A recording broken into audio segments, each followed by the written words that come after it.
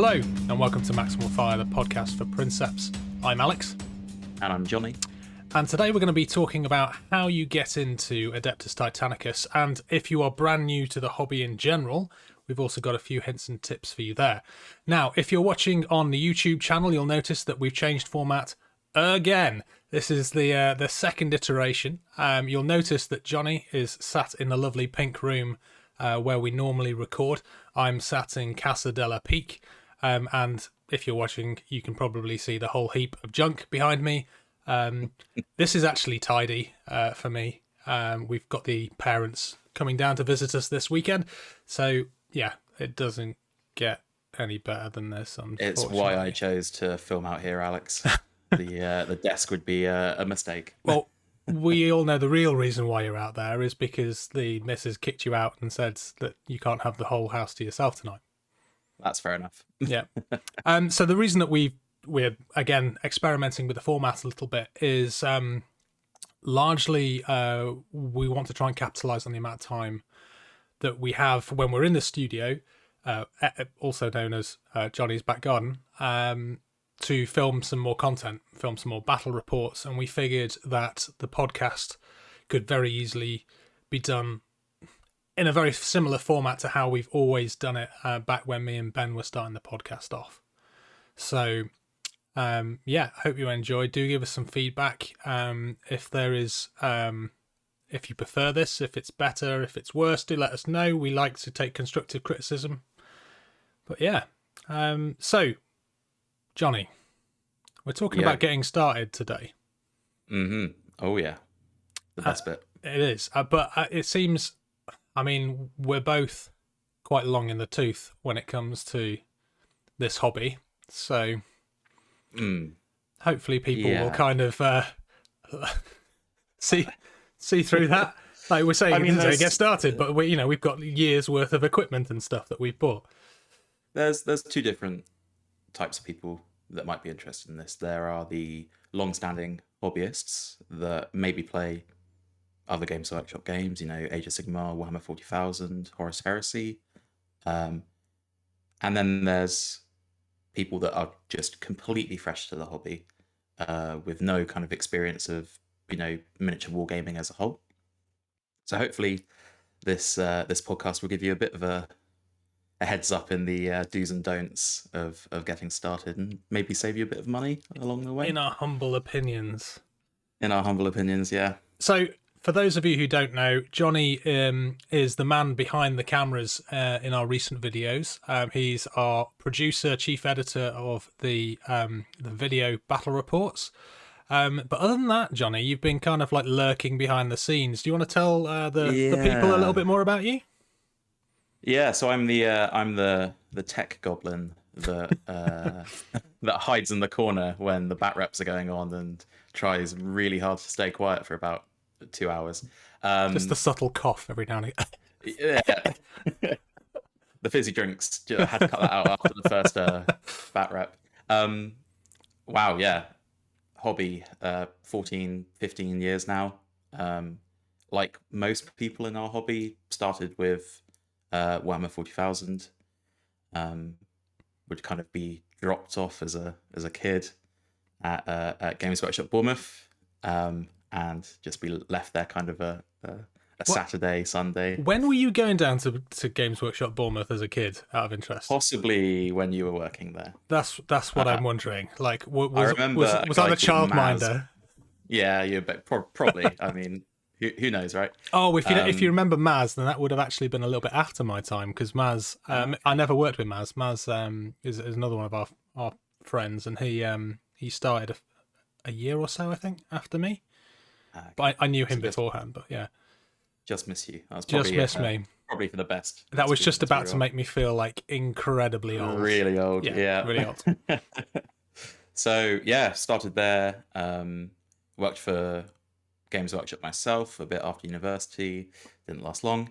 Fell out of the hobby a little bit. Picked up other games. And now, more recently, I've kind of taken a step back from playing the games, and I'm kind of really invested at the moment with painting miniatures. I'm trying just to up my level there, because it's something nice and chill after work that you can just sit down and do, and especially after COVID, where it was very hard to play games with people anyway, it was just kind of a perfect time to build up the other stuff. Yeah, and I think you touched on something there as well, because like when certainly like I started just before I picked it up again after like I seem to go in 10-year hiatus periods, right? Like I did it when I was a kid, took 10 years, probably not quite so long, came back in university similar to you, 10-year gap, came back to it as like a young professional, 10-year gap, and now I'm an old fogey professional.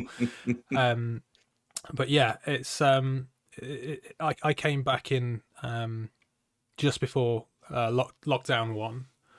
Probably actually the year before lockdown one, I started like dabbling into it, played a few games and stuff. But I only got into Titanicus just before lockdown one started, and I certainly. I mean, we could probably do a whole topic on this on its own, to be honest. But I found that the mental health benefits of painting really helped me through that period of kind of being locked up and locked away, and just having something, especially if you had like a stressful day at work or something like that. I find that just being able to sit down in front of a couple of miniatures and just focus on something really intently it's an amazing stress reliever. Yeah, and you really don't get it until you do it, and then once you do, you realize kind of you've passed 2 hours and you're feeling pretty good. Yeah. Afterwards, whether or not the model's painted well or not, it's just putting paint to plastic. Yeah, the quality of it does not matter at the end of the day. I've always said I'd rather play against painted miniatures than bare plastic. And if people are putting the time and the effort in to be doing that, then it doesn't matter what the skill level is. It'll always be more enjoyable for me as a player to be playing against somebody who's literally only just picked up a brush, but it's like put the effort into their models than playing against somebody's best converted grey plastic. And actually, that's a really good point, and kind of will lead on to a lot with this episode, is that don't not paint a model because you don't think you can do it the full justice. Otherwise, you're going to be sat with hundreds of models around you, and you're too scared to kind of move on to the next one. Just paint it. If you get it, just paint it. Don't worry about learning a new skill, because the best way to do it is, actually doing it. Yeah. And for the love of God, don't learn to paint on plastic spoons or toy soldiers that are like from the 99p store. It's not worth it. Just put paint to plastic. You can always paint over it. I feel like we've already tangented, but and this is a good sign, because it feels like it's been a while since we've had a good tangent. But I think, and this is something that we've spoken before, I think it can be quite intimidating as a new player coming into a game. I think personally, Titanicus has a very high bar for miniature quality, and if you look on Instagram and stuff, you'll be overwhelmed with like amazing work. And and this is like the double-edged sword, I think, of Instagram, is knowing that you can't judge yourself by the output of others, because likely the stuff that you're seeing, if you aren't following somebody specifically, is something which has kind of hit all of the algorithm check marks. That person's probably got a lot of followers, getting a lot of likes, getting a lot of hits because they're good, so you're obviously going to see that, but you can't let that be the barrier to entry. And the beauty about Titanicus models is, because of the scale of them, there is so much space that you can take your time and go to town on them. And even entry level, what I would say is like entry level painters, or people who've only just started painting, their stuff still, to me, looks really, really good, because the models are just well designed. But then you always get the sickening people, and he won't mind me for saying this, but like Toby on our Discord channel, who popped up kind of about eight months ago, and was like, "Oh, I've only ever painted 2 models in my entire life. I've only been painting for a year," and it's just like, cheers, buds. is a Great. stab. I've been doing it for like the best part of 30 years, and I now feel like a toddler. but Oh yeah, yeah, that's that. I Toby, I know he'll be listening to this. Like, his work is incredible. I wish I had that much talent, but there is so many different. What was it I'm trying to say? There is so much resource out there these days that there wasn't 10 years ago, that there wasn't 20 years ago, like with the YouTube channels and people sharing their stuff and their techniques and stuff. It's like a renaissance, I think, for the miniature painting. 100%. It really is. Not even kind of fueled, even before lockdown and all of that. There really was kind of a real push for how far you can push miniature painting, and I think there was a time where miniature painters, like Sergio Calvo, for example, would go and take stuff from more classical 2D art. Yes. We're in a kind of an age of painting where we're using oil-based paints now, not even just for washes, but for actually applying color to model, which is, back in the day, not really something you would have heard of at all. Absolutely. Oil-based paint, that's too thick. Well, that's not going in my model. I would never have even contemplated using enamel paints. Enamel paints to me was like, that's what you stuck on your model trains. You wouldn't ever put it on a miniature, because back in the day you'd be waiting for like hours for the enamel paint to dry. But now having enamels where you can use them, like it's AK Interactive have got all of those streaking grime enamel based paints, and there's so much stuff out there, and so many good YouTube channels that you can draw upon to kind of learn how to do these things. But anyway, I think again, a bit overwhelming. Yeah, but we can focus all of that content down to just some core ideas of what you need to get started in the hobby, and more specifically, Adeptus Titanicus. Let's park this conversation now, because I feel like we're scratching the surface of it, and there's more of that to come later on. But let us first go through the stuff that we normally do in the first couple of minutes. First off, if you do like the podcast, please do leave us a review. Please like us if your platform allows you to. If you're on watching us on YouTube, do like and subscribe. All of that helps get the channel out there and in front of more people. And if you want to be even more involved, then do hit up our Discord, and maybe even consider checking out our Patreon. Our patrons do get access to a separate channel within our Discord, and we're also looking, now that we're in like a video format, we're looking at ways that we can potentially expand some of the offerings that we offer to our patrons. So I think that's it as far as the kind of the admin, so to speak. Let's just give a few minutes over to our sponsors. So I don't know if you saw, Johnny, but there was a little bit of there was some concern coming out of Battle Bling. I'm not really sure what evil Johnny Core did to Johnny Core, but shortly after the takeover, Johnny had to do a stint away from Battle Bling, so I think he did him over or something. It makes you wonder what's in those filth bags. Well, yes. I've done a little unboxing of what's in those bags of filth. I've heard vicious rumours that it was some sort of chemical weapon that was handed over to Johnny Core by evil Johnny Core, which resulted in his stay in hospital. But it's a filthy bag, and everyone loves a filthy bag. But in all seriousness, no, obviously, it's great to see that our friend Johnny is doing well now. I think everybody across the community was sending him lots of well wishes. He was obviously indisposed for a week or so. There is some catch up, I think, that the guys are doing now, but they are getting back on top of things as soon, rapidly. And like I say, the filth bags have already shipped. Mine arrived today. I've seen that there was a few more which arrived as well, kind of across the community. So yeah, great. I love it when they, as soon as April was coming up, I said to him, I was like, what are you doing this year? It's like, how do you beat the P3N15 from last year? Which was my idea, by the way, you know. And I think it's going to escalate, isn't it? Yeah. Because next year is going to have to be better. Yeah. And then before long, there's going to be some 28mm scale stuff and possibly some lawsuits on incorrect use. And definitely see how that goes. there's an area there for some Slaneshi upgrades, I think, in 28mm. I think the sort of stuff that they're kicking out.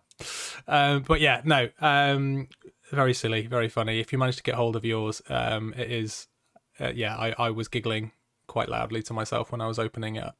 And I'm sure you'll see that if you haven't seen them already by the time this goes out, the stuff that the guys are doing. Blind bags, man, it's evil, like proper evil. And the Grimdark terrain update. So I'm quite excited for this one. I know I say this probably every single time, but I've been starting to think about our event in the summer. We've decided we're going to go for 40 people, so we need to make some more tables. So I've been thinking, like, what can I do to kind of get more tables out there? And the April Grimdark release is the Piraeus. It's like a refinery update. It's got like pipes, it's got silos, gantries, walkways, and like I looked at it and I was like, yeah, I'm gonna print so much of this stuff. Meanwhile, your printer is crying in the corner right now, just seeing all these. Yeah, well, my printer is outside in the cold of our outhouse, so my printer has been sadly neglected.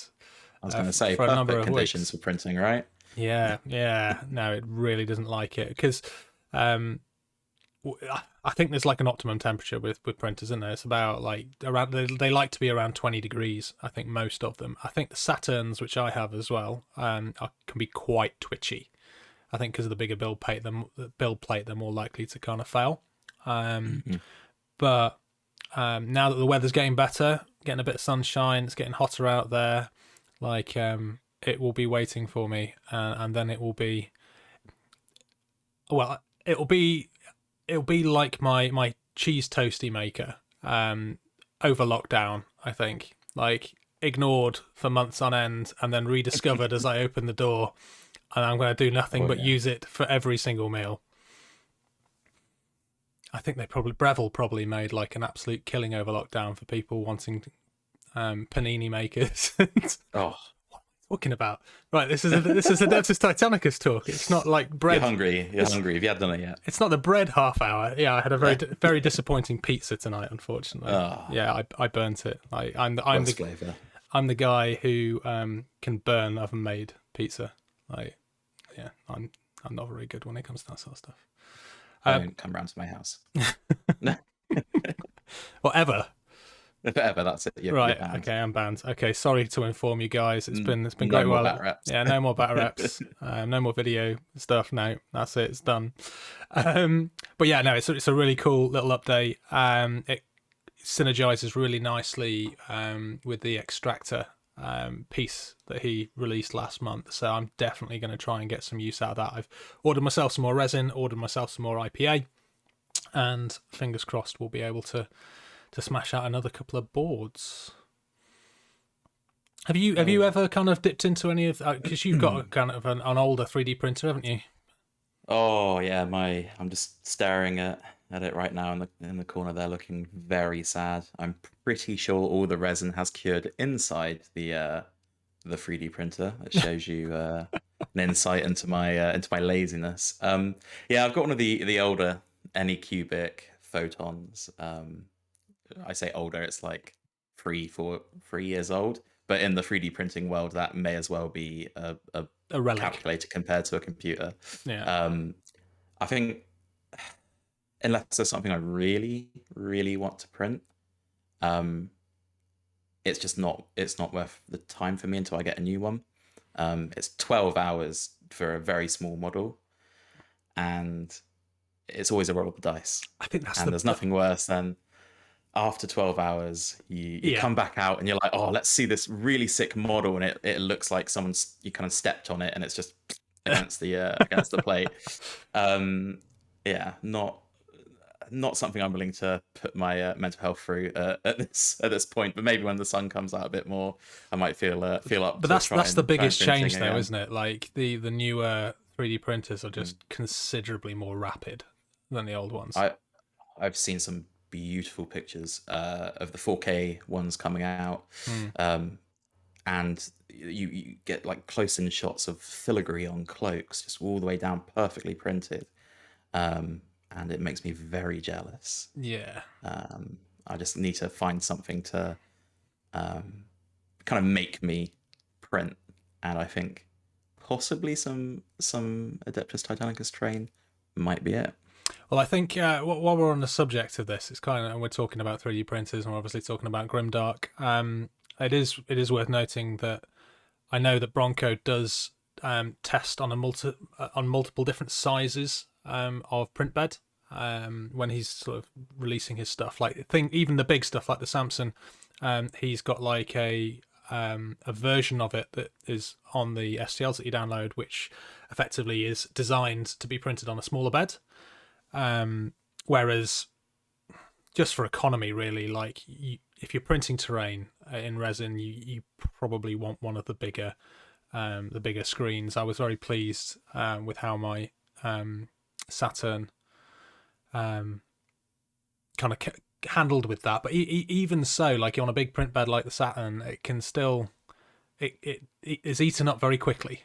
You have to be quite clever with how you're kind of arranging your print beds to get the most out of them. Oh yeah. Yeah. Anyway, let's just do some quick news type stuff. So, events wise, there's still a few more coming up. If you are in Martinsburg, West Virginia, then on the 23rd of April, hopefully we'll get the podcast out before then. If not, hope you had a great day, guys. To cover all the bases. There's the Mages event, the Mid-Atlantic God Engine Skirmish. That's at your hobby place in Martinsburg. So hope you guys have a great event. That's the next one coming up. As far as I'm aware, the Destruction of Zeroth Prime is then back in the UK on April 30th. As far as I know, there's still tickets available for these. If not, maybe it's just worth kind of reaching out anyway and see if you're interested and see if there's some waitlisting that you can do. Which segues quite nicely into the Goonhammer Open is still on for the last weekend in May. They are still sold out, but again, if you are interested in meeting up with the Goonhammer guys, there's still, I say there's still, I think there's still 40k tickets available, but it's definitely worth kind of reaching out and seeing if you can get on the wait list if you want to do some Titanicus. Then in Reading, this one I believe is sold out already, is Questionable Loyalties. That is on the 5th of July. Very, very popular event. Anything in Reading is usually a pretty popular event. It's in a great location. I know there's a lot of guys from Bournemouth going up. There's a lot of people coming from London. It's kind of a nice kind of middle ground. But yeah, again, do check them out. See if they've got any last minute tickets if you are interested in an event in Reading. And then there's the big one, which is Reactor Meltdown 3 Meltdown with a Vengeance. Oh yeah! Just to continue the Die Hard theme that Ben decided to implement at the start of the one that we did last year. We're trying to work out with the Battle Bling guys how we can get because we've had custom printed Battle Bling trophies. The last couple of ones. The last one that we got was like an exploding tower.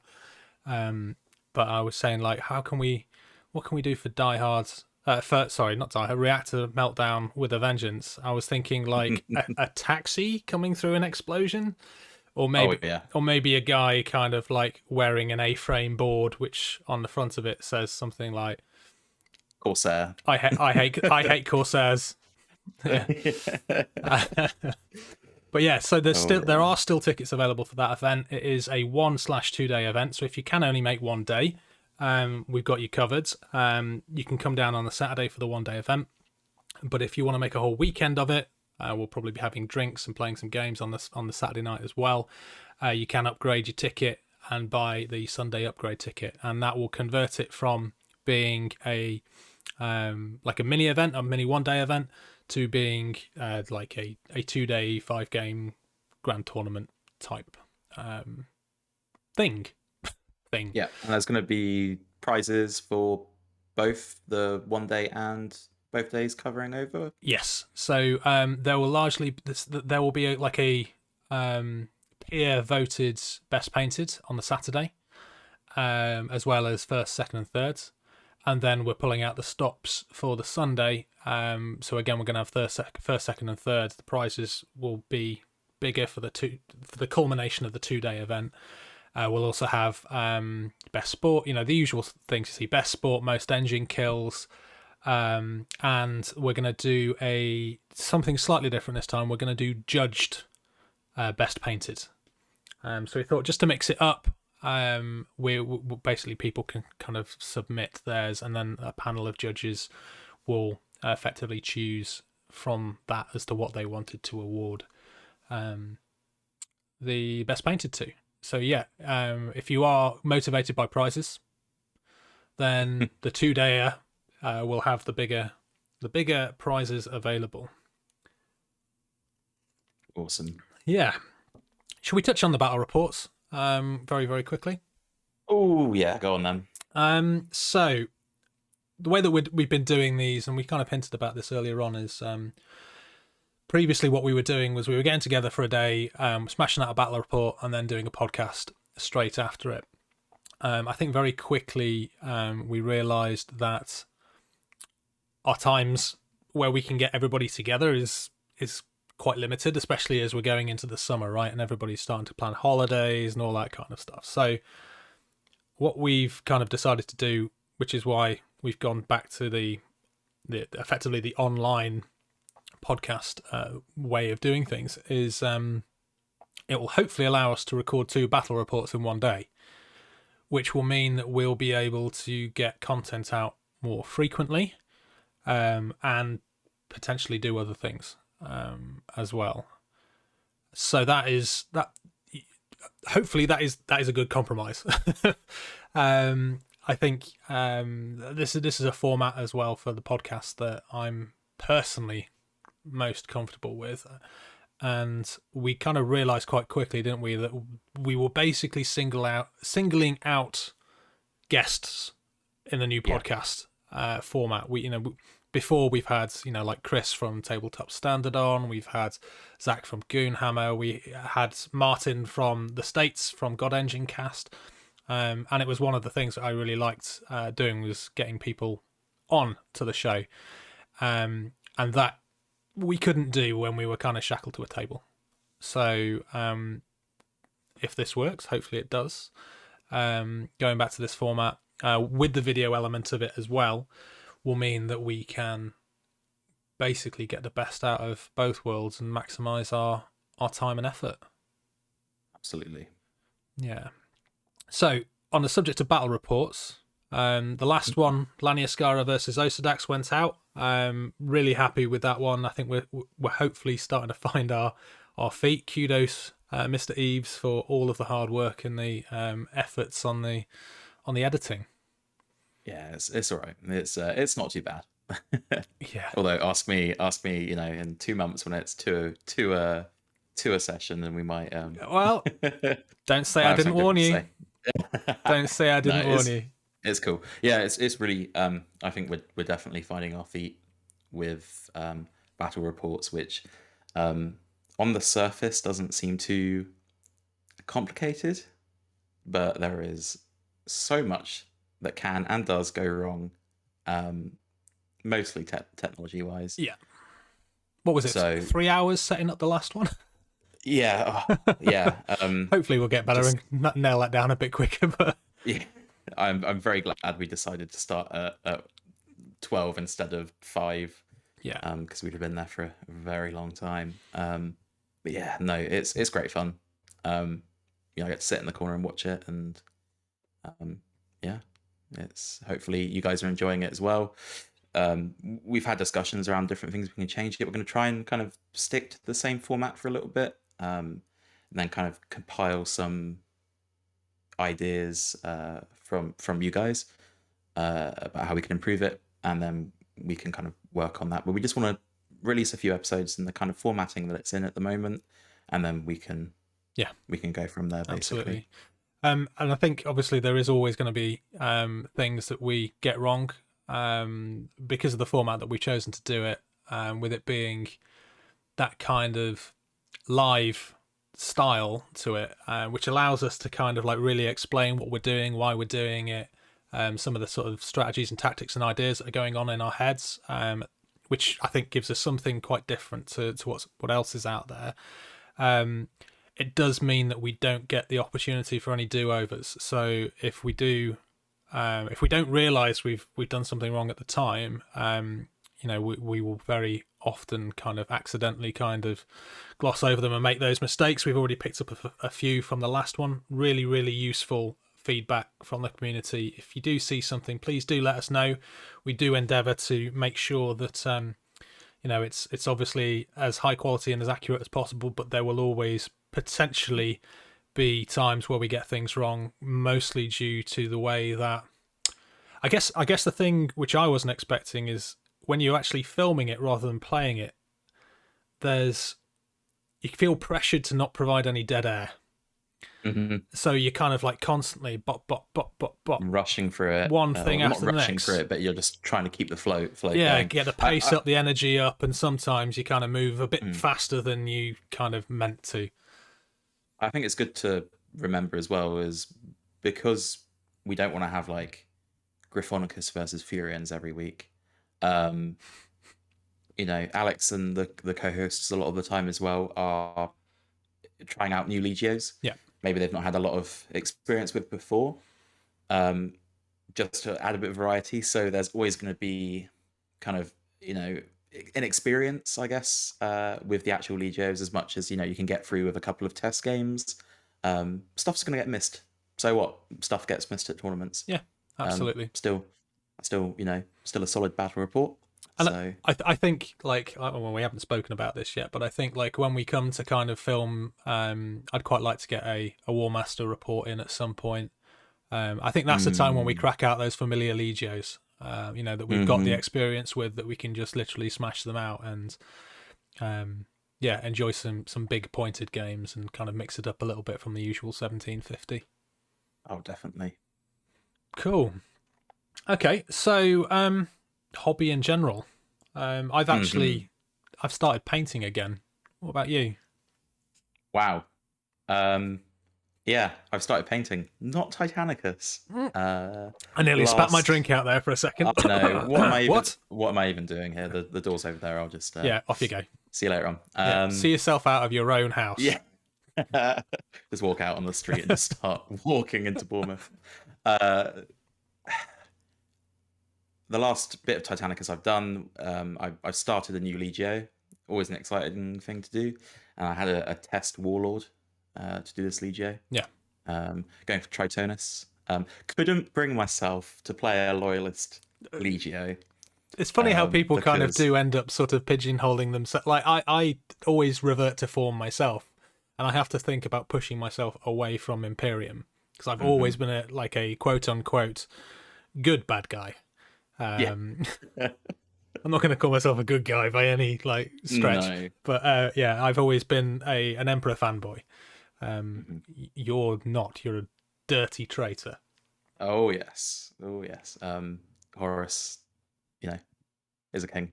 Anyway, so Tritonus, close enough to Loyalists, and also so those that met me at the last Reactor Meltdown tournament at the BIC know that I'm a big fan of Legio Volpa.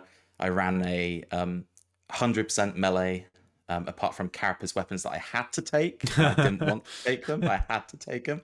So I went for the cheapest options, which was warp missiles and mega bolter arrays. So I loved melee. I love melee. I love mutations and Volpa backstory. I mean, Titan Death is what got me into Titanicus as a whole anyway. So I was like, I need to actually... I'm missing a core part of the game, which is the shooting element of the game that I'm just not playing. It does, yeah. It is kind of like a reasonable chunk of the rules, yeah. Which is a good chunk of the rules. So I thought I want to go for something a bit more shooty, but something I have a bit of fun with, and something that I can avoid Reavers with as well, because my Volpa list is very Reaver heavy, Yeah. because you want melee and Warlords are too slow, right? So what are you going to go for? Reavers. They're awesome. So Titanicus obviously has the rule that lets you bring in a Warlord in place of a Reaver, which actually sucks for a lot of mana pools anyway. So I've gone for that, gone for shooty, with a few Warhounds running around their legs, and hopefully it goes well. I'll have to relearn the rules again just to work out what I have to actually do when I put a blast marker somewhere. Yeah, I do like the fluff for Titanicus. I was very, very tempted to do them myself, especially because at the time Ben was talking about doing, oh gosh, what are they called? Venator. Iron Spiders. Venator. Yeah, Iron Spiders. And I thought that would be quite a nice sort of match off the two together. It's very like Pacific Rim, isn't it? Like they're on the planet, they're fighting these like huge mega beasts, mega arachnids. Yeah. That's why they're like warlords and big chassis, because they want the big stuff to shoot the giant 8-legged monsters charging at them. I'm going to go off on a tangent here very, very quickly. Like, have you seen the scale comparisons for Panzers from Pacific Rim against Titans?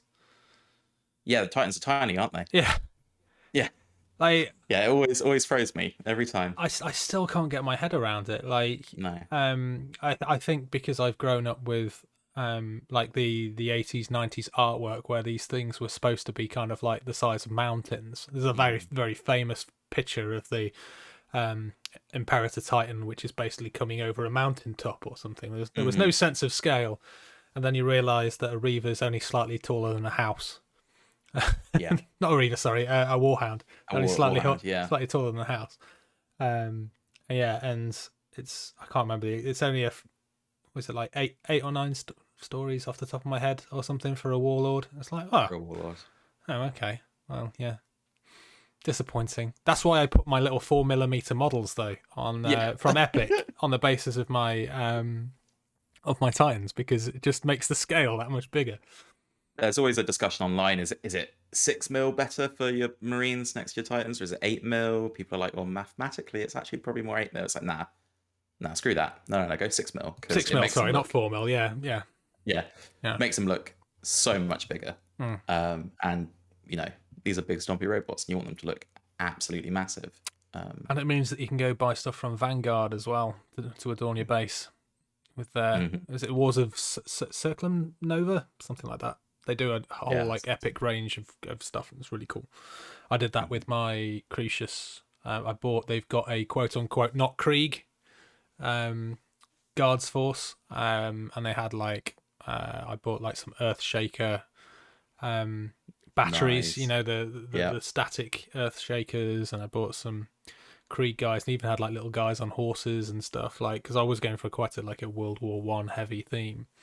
But yeah, to me it always looks great when you stick those kind of epic scale miniatures next to them. That's the scale to me it feels like is the right scale. Oh yeah. What were we talking about? Titanicus. My Titanicus. Yeah. So yeah, cool. I've got shooting now. Who'd know? If I'm feeling productive, we might even see them at the next reactor meltdown. But I have a lot of fun running all melee. And I think that again, we're not going to go too much on a tangent here, but having fun, in my opinion, like going for like more narrative style lists, even in a competitive setting, I just get so much more enjoyment out of. Yeah. I'm not Ben. I'm not. Yourself even, like I'm not a strong Titanicus player, but like niche little fun things like that actually did pretty surprisingly well at the last tournament, and just look awesome and narratively like really cool. Imagining a kind of Resident Evil themed Reaver just chopping off the head of another Reaver is awesome. That's why I did it, really. I was going to say you're kind of doing yourself a little bit of a disservice there, because you finished fairly high on the traitor side, if I recall correctly. True. But Traitors also did pretty poorly in the tournament, so it kind of levels itself out a little bit compared to the Loyalists. Yeah, yeah, Spearheaded by the Loyalist Krytos at yes, the front, which made a few heads scratch when they saw the results table. But yeah. I've been talking to Stu. red versus blue.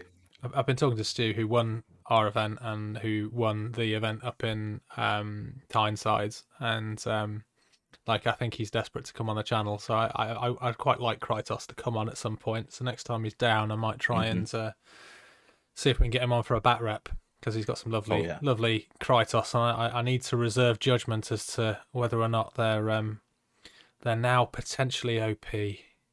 Let's find out. Have they gone from the worst Legio in the game to one of the best? That Quake stratagem is pretty damn strong. Yeah, pretty strong. I was praying the entire time that I wasn't ever going to go up against him, because anything with Quake, like any ordnance weapon, stuff like that, just absolutely decimate any list that's trying to move up the board. Yeah. So I was just avoiding him. Very strong. Thankfully, he got really high up in the tables really quickly, so at one point I didn't have to worry about it. But yeah, I think he sat on table 1 for quite a good portion. He didn't get much variety in terrain, bless him. But yeah. So what are you gonna do? So you've done the Warlords. So what's next? I want to go Regia. Yeah. A bit of an uncommon one. I know the flaws. I mean, our friends at Goonhammer, awesome Tactica segments. The flaws obviously are that the Warhounds are too fast for the Warlords, and so you lose out on a lot of the synergy. But I think it can be done if you kind of your first kind of reaction when you have Warhounds on the table is go, like just let them off the leash and just let them run up the board. And I think it's going to try and kind of make me play a bit differently and have them stay a bit more reserved up until they can get to a point where they can just dart out from cover and just blap something in the side. Again, like I mentioned before, Tritonists have a rule that you can replace a mandatory Reaver, key their mandatory Reaver with a Warlord. Because the Warlord doesn't count as a Reaver, there are very few mana pools that it actually works in. Yeah, there's a couple like that, isn't there, where it sounds like you're getting loads of variety when actuality you're not getting too much. I mean, so you could have a Warlord in a Ferox. Corsair. Corsair's strong for the maneuverability. Corsair's strong. I didn't want to do Reavers again, so either I was going to run 3 Warlords, which was a strong possibility at the time, but obviously tactically and objective-based game, not a good shout, and I actually want to maybe try a little bit harder if this is going to be my shooting list. So 3 Warlords a bit too slow. Ferox, cool rules. I want to use Plasma on my Warlords a lot anyway, so kind of the synergies there are pretty good. But again, it's a close-ranged mana pool, and I'm trying to push myself away from that because I know that I'll end up just having a claw on my Warlord.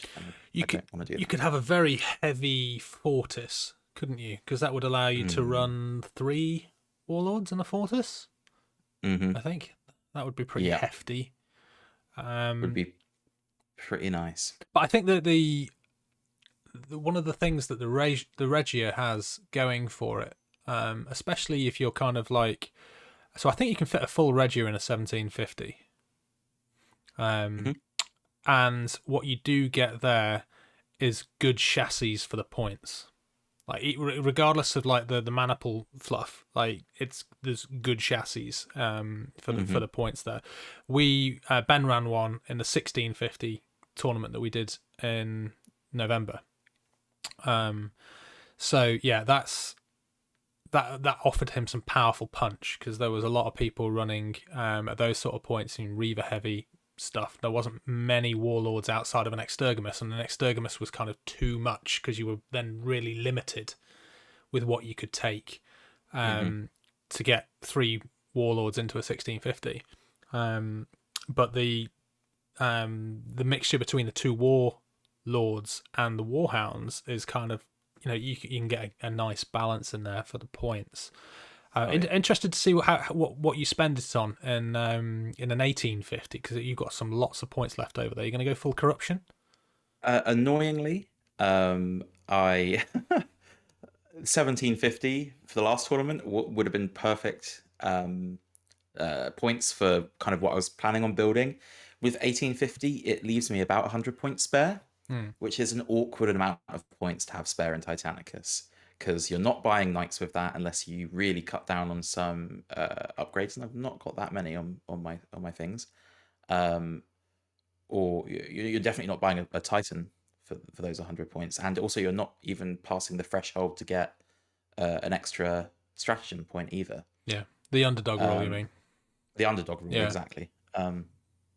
So it's a bit tricky. I've kind of spread some upgrades around the warlords. I've not gone for mutations because, again, trying to step away from Volpa. So I'm going to run them, I think, as Black Shield rules. I like their reroll command check rule.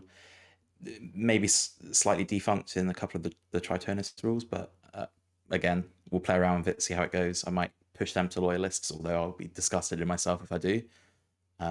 Or just go to traitor and just leave them uncorrupted.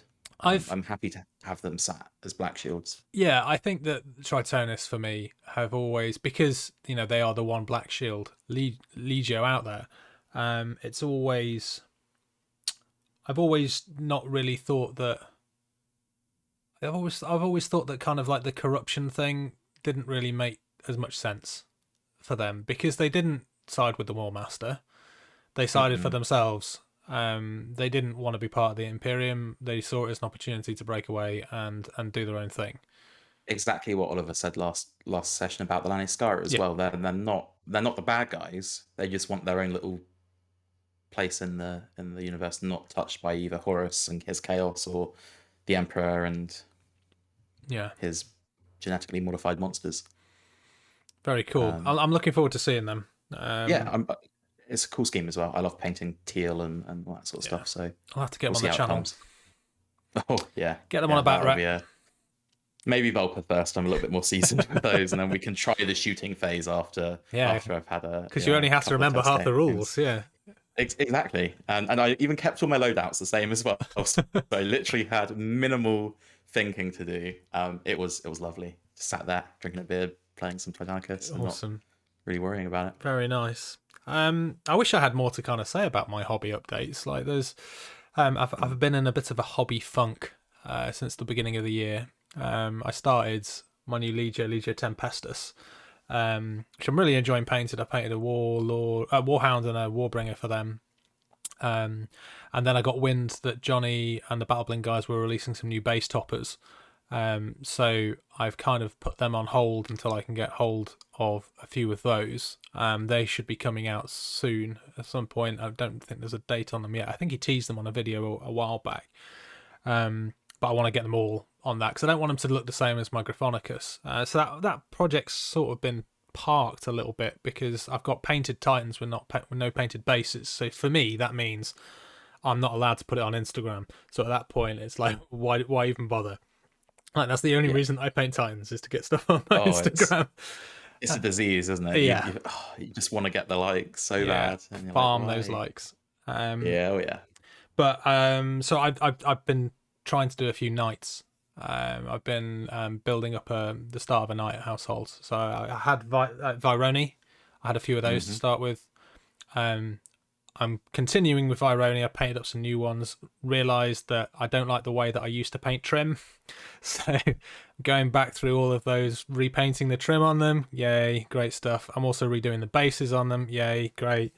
And then I decided that I was going to see if I could do my same trim technique on armigers. Which are teeny tiny. They're just a little bit bigger than like a 10 pence piece or something. A sadist, I see. Yeah. My trim technique involves like 7 levels of paint, including washes and contrast and edge highlighting and all this kind of stuff. And I can confirm it is a quick route to madness. I'm glad that I did it. I'm more annoyed at myself because I want to buy 6 more, which means that I've now got to do it 6 more times. But it's been nice anyway. I've finally got some paint on some Titans, and because they're only on the 25mm bases, I've just done a normal base for those. So I've actually finished 3 models for the first time since January. So, yay, go me. I think because we've been... I was just going to say, because we've been obviously stacking so much effort into getting the bat reps up and running and like all of the stuff, like we've been trying to get a lot more content out on the YouTube channel. So we've been doing more video editing in general and recording, and it's kind of my painting has unfortunately slowed down a bit, taken a bit of it's playing second fiddle at the moment. But I've always thought the worst thing you can do when you're in a hobby funk is force it. Because I've done that before, and I've forced myself to paint things, and I've looked at it at the end and just been like, well, that looks rubbish. Puts you straight back in the funk. Yeah. And that's what I was going to say. Those newer listeners, or those newer to the hobby at least, hobby funks are completely normal. You'll not get them for a while when you first start out. It's just, you just don't enjoy it, or not enjoy it, but you just don't feel like you have the energy to put towards it. It's hard to really cure, but just like watch YouTube videos, tutorials, just have a look at like Instagram. I know it's an easy way to kind of realize that there are a lot of better painters out there than you, but all those painters that you're looking at that you're thinking are really, really good, also think that there's loads of better painters than them out on Instagram. There's always someone better, and there's always someone that, that's worse. Not that it's bad, but you're not going to be the top, but you're not going to be the bottom. So just enjoy it. Yeah. And just get inspiration. If you have, a little bit of money to just buy a model that like really calls to you, doesn't have to be part of Titanicus or any games you play. I bought a Ghost Boy from Age of Sigmar. I just really like the look at. I really wanted to paint, and it's really helped me just get out of a recent hobby funk. I now want to paint and want to do stuff again. So just go for it. Just we call those palate cleansers. And it does. It's like having a little sorbet after a heavy meal. I've only painted Titanicus basically for the last 18 months, and I kind of know to predict it. Like January for me is always when my hobby funk kicks in, because you've got through Christmas, like you've had a bit of a break away from the hobby, and that means that it then takes a little bit of time to actually kind of get back into it. And it's always good to have a goal. It's one of the reasons why I've always liked, and encourage people to attend events, regardless of your level or experience. Like most of the events that I've been part of or been to have been very newbie friendly, very beginner friendly. Titanicus in general is quite a big beginner friendly game, but it's nice to have that goal, and you can say, I'm going to get these done for 4 months time from now. You give you plenty of time, and it just encourages you just to go back to the paintbrush and just pick it up again and do something else. But the other thing that's helped me, and this is a shameless bit of self-promotion, is our hangout and hobby nights. Like I have the guys on Discord basically saying to me like, when's the next one, and we just run like we just all jump on Discord and we just stick our cameras on and we just paint and talk nonsense, and Johnny from Battle Bling will generally share some rude stories, or like use it as his form of confession. But those kind of things are really nice as well, because you can switch off the type of the side of your brain which is saying to you, you've got other things to do. Like, you should be watching that box set, or like, you've been doing this for an hour and a half now, like, and you start getting bored. Like when you're just there with your own company, you can get distracted very easily. And it's nice when you're on those hangout and hobbies to listen to other people and just sort of switch off and have a laugh. And the next thing I've always used it as my trim night. I always save my trim nights for those because I know it's the part for me which I find quite laborious. And it means that I can just smash it out. And before I know it, I haven't even realised it, but I've done it all and what I've set out to do. Absolutely. Yeah, 100%. And even if you're not too keen on actually going to the Discord, or you just can't make the dates that we set, find some friends or find some fellow hobby enthusiasts. They don't have to be Titanicus players or anything like that. Just people that want to hang out and paint. Or if you have a partner, sometimes when I'm painting, my partner crochets. Just something to sit down and just do a bit of communal hobby. And I think it's quite big in the States to do that, but it's not as big here. There was a local hobby shop called Fistful of Dice, near where I went to university. They did hobby nights, and that was really helpful, especially when I was beginning to learn as well, where there was a few more experienced painters at the table as well. It's just good to have company while you're doing it, especially if you're like me, and you just get like locked up in your own head while you're sat in silence, or even just like listening to a podcast. It's good to have people around you that you have to interact with, and it kind of lets you, I guess, both distracts you but also helps you focus on the painting a bit more as well. Yeah. Just a little bit of, and I'm not going to kind of say that we're white noise, but something on in the background which kind of like is that sort of, it's just going into your head, you're just soaking it all up. But I think that's how the kind of hangout and hobby thing started down here, wasn't it? Because during lockdown, there was a group of us in our local group who just started just jumping on Zoom, and just we were just chatting and just with our immediate friends, and then that became a bigger thing when we started the Discord channel. But something else which I think is quite good, especially if you're trying to get into the hobby, you're trying to get into that mindset, is something that quite a lot of the local guys did. I think it's something which I've only really heard them talk about it, but I'm sure it's a wider thing. Is the hobby half hour, and the idea is that every day you try and do 30 minutes of something related to hobby. That might be you spend 30 minutes clipping some things off sprues and start sticking something together.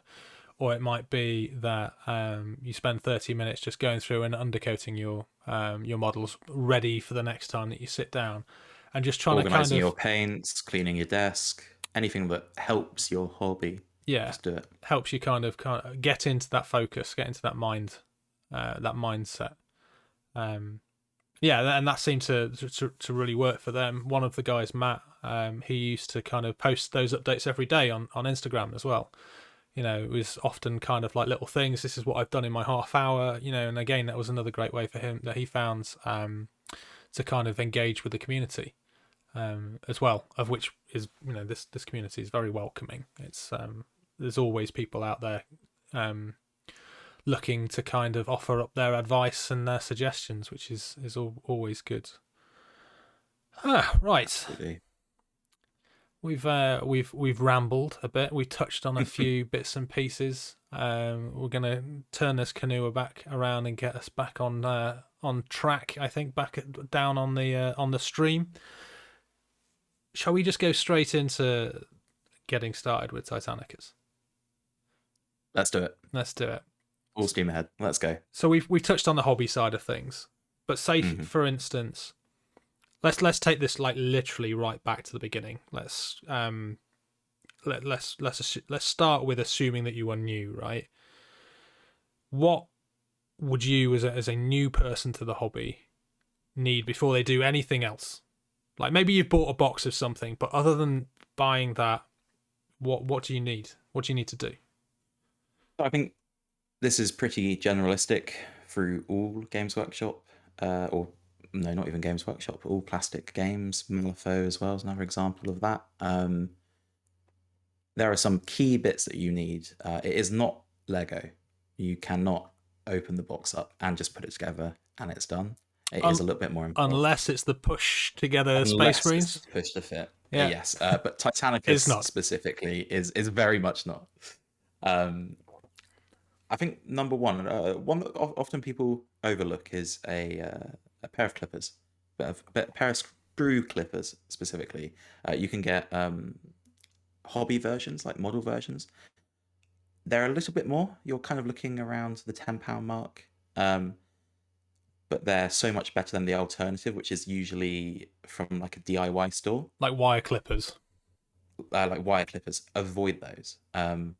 Hobby clippers have a very sharp point, so you can get some very fine joins clipped off the actual sprue itself. Whereas the base sharp, whereas the kind of the more DIY, go down to a local tool station, B&Q style clippers, even if they look quite fine, their blades aren't often as sharp. So what you'll find is that instead of like cutting the plastic, you'll crush it and kind of like tear at it, which can just makes so much more damage your cleanup model afterwards as well, doesn't it? Like, you're going to be spending ages cleaning that up. And I remember when I kind of went into Entoyment, our local gaming store, and I was just using, for ages, like for probably a decade, I was using just like B&Q ones and like cleaning it all up afterwards. And I was like, do I just buy them? Because Matt, again, talking about Matt again, he bought a pair of 30 quid clippers, and I said to him, it's like, you're mad. It's like, how can you spend £30? I think they were like red grass games clippers or something. I was like, how can you spend that much? Like, does it really make a difference? And anyway, I kind of like took that on board. I was like, you're mad. But then I went down to Entoyment, and I just looked and I saw the Citadel Clippers, the normal Citadel Clippers, and I think they were even, I can't remember the exact price, it was something like 15 quid. And I was like, yeah, a little bit more than that, I think, actually. Are they? It might maybe it was more like pushing 20 quid. And I was like, you know what? I'm just going to do it. I'm just going to buy them. And the difference, it is like cutting butter with a decent set of clippers. But the thing you must never, never, ever, ever do is be tempted to take those clippers which you're using for snipping sprues and take it to a lead miniature or take it to anything stronger than that, because kind of like game over. You're just going to wreck them. I have 3 ruined hobby clippers in my drawer from me thinking, oh, this is fine. I can use it to cut this bit of metal off something or part of my metal miniature, or I was removing a clove security tag that was accidentally left on. The metal isn't as strong as you think on these clippers. It just needs to cut plastic, so I don't need to make it that strong. Whereas metal apparently used on security tags is a lot stronger, and now I've got nice little moon shape divots in my clippers, which renders them completely useless. Because the metal is quite delicate. You are literally going to be depressing great big chunks out of it. It's designed. The proper hobby clippers are designed for doing plastic, which is fine for Games Workshop, generally speaking, in this day and age, because most of what they do is plastic, and they do work fine for resin. That kind of soft material you'll be fine with. It's better for plastic, but resin is fine as well. But if you do kind of hop over the wall and go to like Flames of War or Bolt Action, where they do have lead figures, get yourself a different pair of clip. Maybe at that point, like, look to get yourself some ones from Wilco's or B&Q. Oh yeah, absolutely. For snipping those metal bits, because it's an expensive mistake to make. Sorry to interrupt your flow. I just no.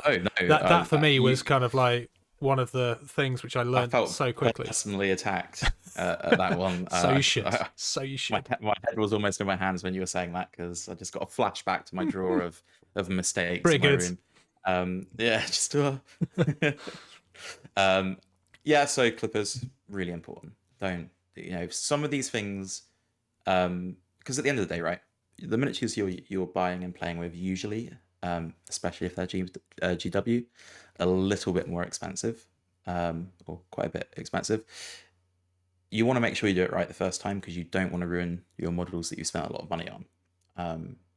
Obviously, you don't need to go completely crazy with it, but it is worth bearing in mind that old adage of work is only as good as his tools, etc., etc. It actually does kind of have some merit in these situations.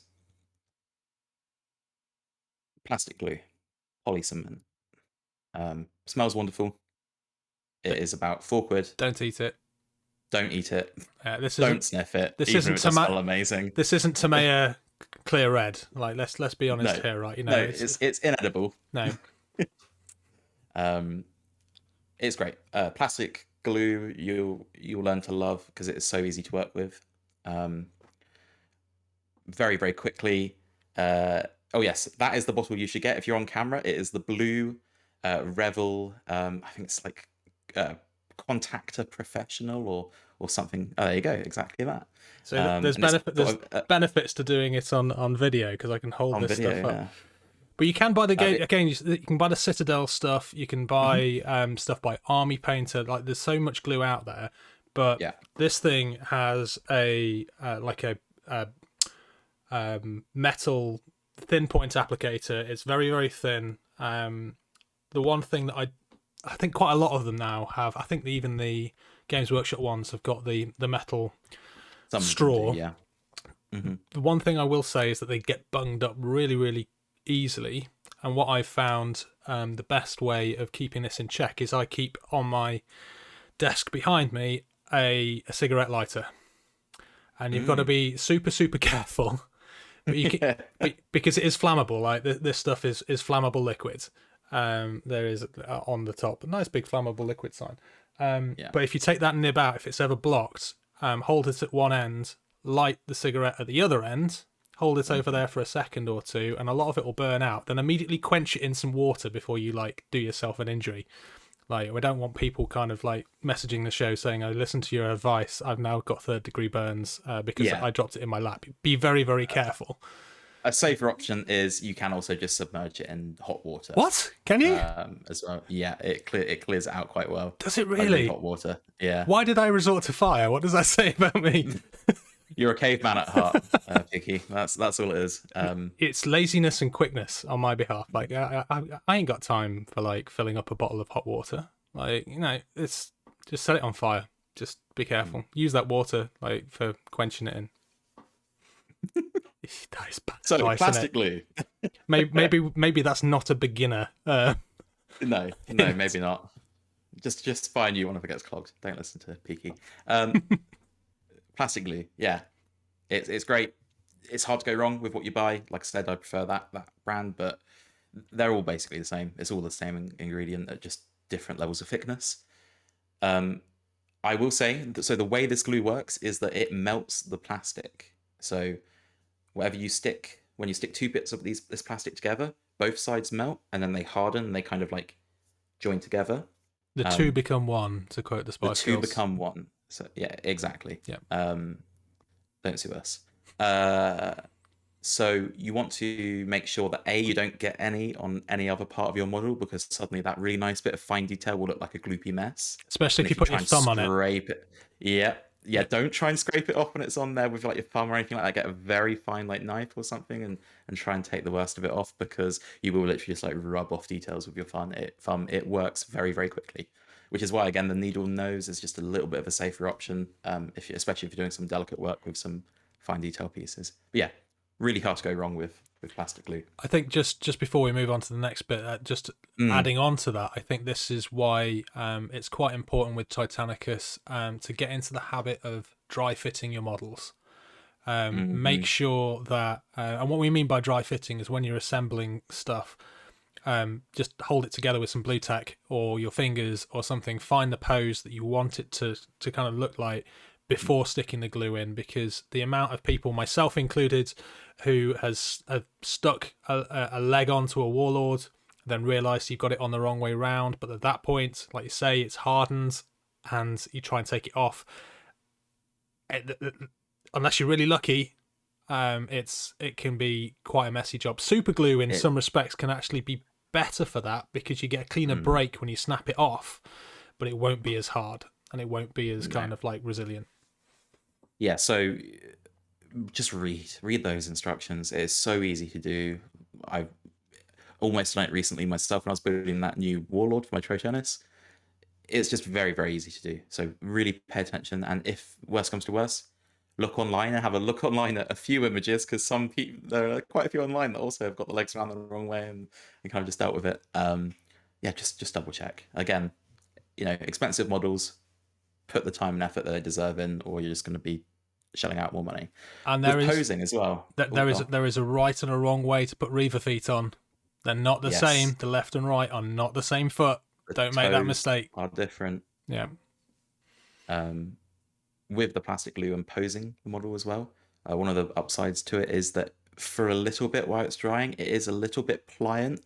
Don't take the piss and do a full 360 on a swivel, because it will just tear off and it won't set very well.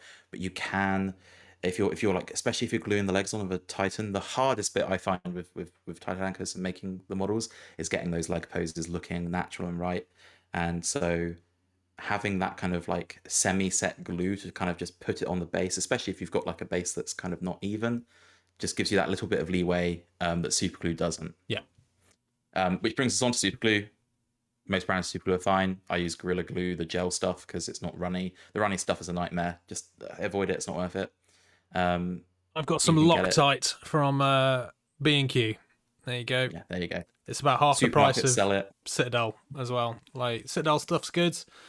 Army Painter do some good stuff as well, but it's, I just go economy for scale on these ones, and any super glue generally is super glue, right? Yeah, exactly. It likes plastic glue. There are no differences in the ingredients of how they make it. There just might be some variations in how much stuff they put in, but generally it is the same. So if you're working with resin, so that can either be Forge World resin or our very good friends at Battle Bling and their materials as well. If you want to add any of those upgrades onto your models, super glue will have to do, because the plastic glue will not melt the resin. So you'll end up with basically just a smushy bit of plastic, and then the resin arm just fall off when you look at it. And likewise magnets. As well. If you want to put your magnets into arms, which is common, like obviously the Warlord has holes specifically for magnets. Battle Bling do shoulder replacements for Reavers to allow you to put magnets in there as well. Again, magnets are metal. Polycement isn't going to do anything, so you need that super glue to do that. And magnets is, like, it's definitely a thing for Titanicus. It's another one. I didn't magnetize my Volper because there's green stuff everywhere. But for my Tritonus, literally every part of it is magnetized, so that you can switch out loadouts, because you'll get to certain points where you want to like change over a weapon. Instead of having to like tear it off the model, you can just quickly snap it off and snap it back on again. Nice and easy, and it's not hard to magnetize it. Just make sure that all your magnets are the same polarity, so that they snap together.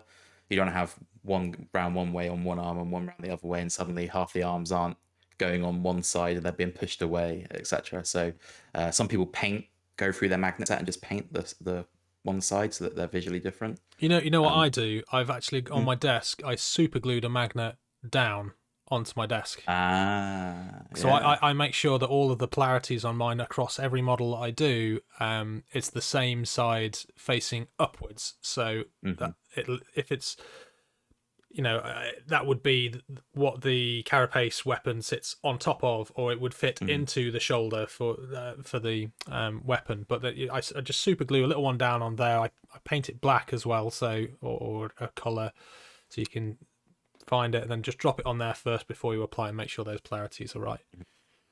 And oh my god, I know it's exciting, but when the magnets are on, give it a good amount of time before you actually try and magnetize the arm to the body, because either the magnet will shoot out one of the sides and join the other one, or it will actually go together just fine, and you'll realize there's a bit of wet glue, and when two magnets are stuck together with super glue, good luck getting them apart without completely smashing them, because you got the magnetized, polarity plus super glue.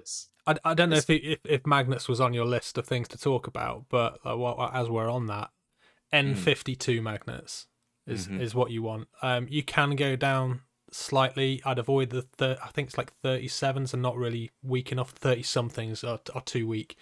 N52s are the ones that you want, and generally I use either 5x1s, so 5 wide, 1 millimeter wide, or 5 by half a millimeter for things like Reaver arms. If I'm sticking them onto the weapon, I don't want there to be much above the weapon. And for warhounds in the shoulders, if you want to magnetize the like you want to use the battle bling shoulder magnets for the warhounds, I think it's a 3x1 for those. Yeah, 3 I'm pretty mil sure. by 1. I mean, you can get inventive with clippers if they don't quite fit either. Yeah.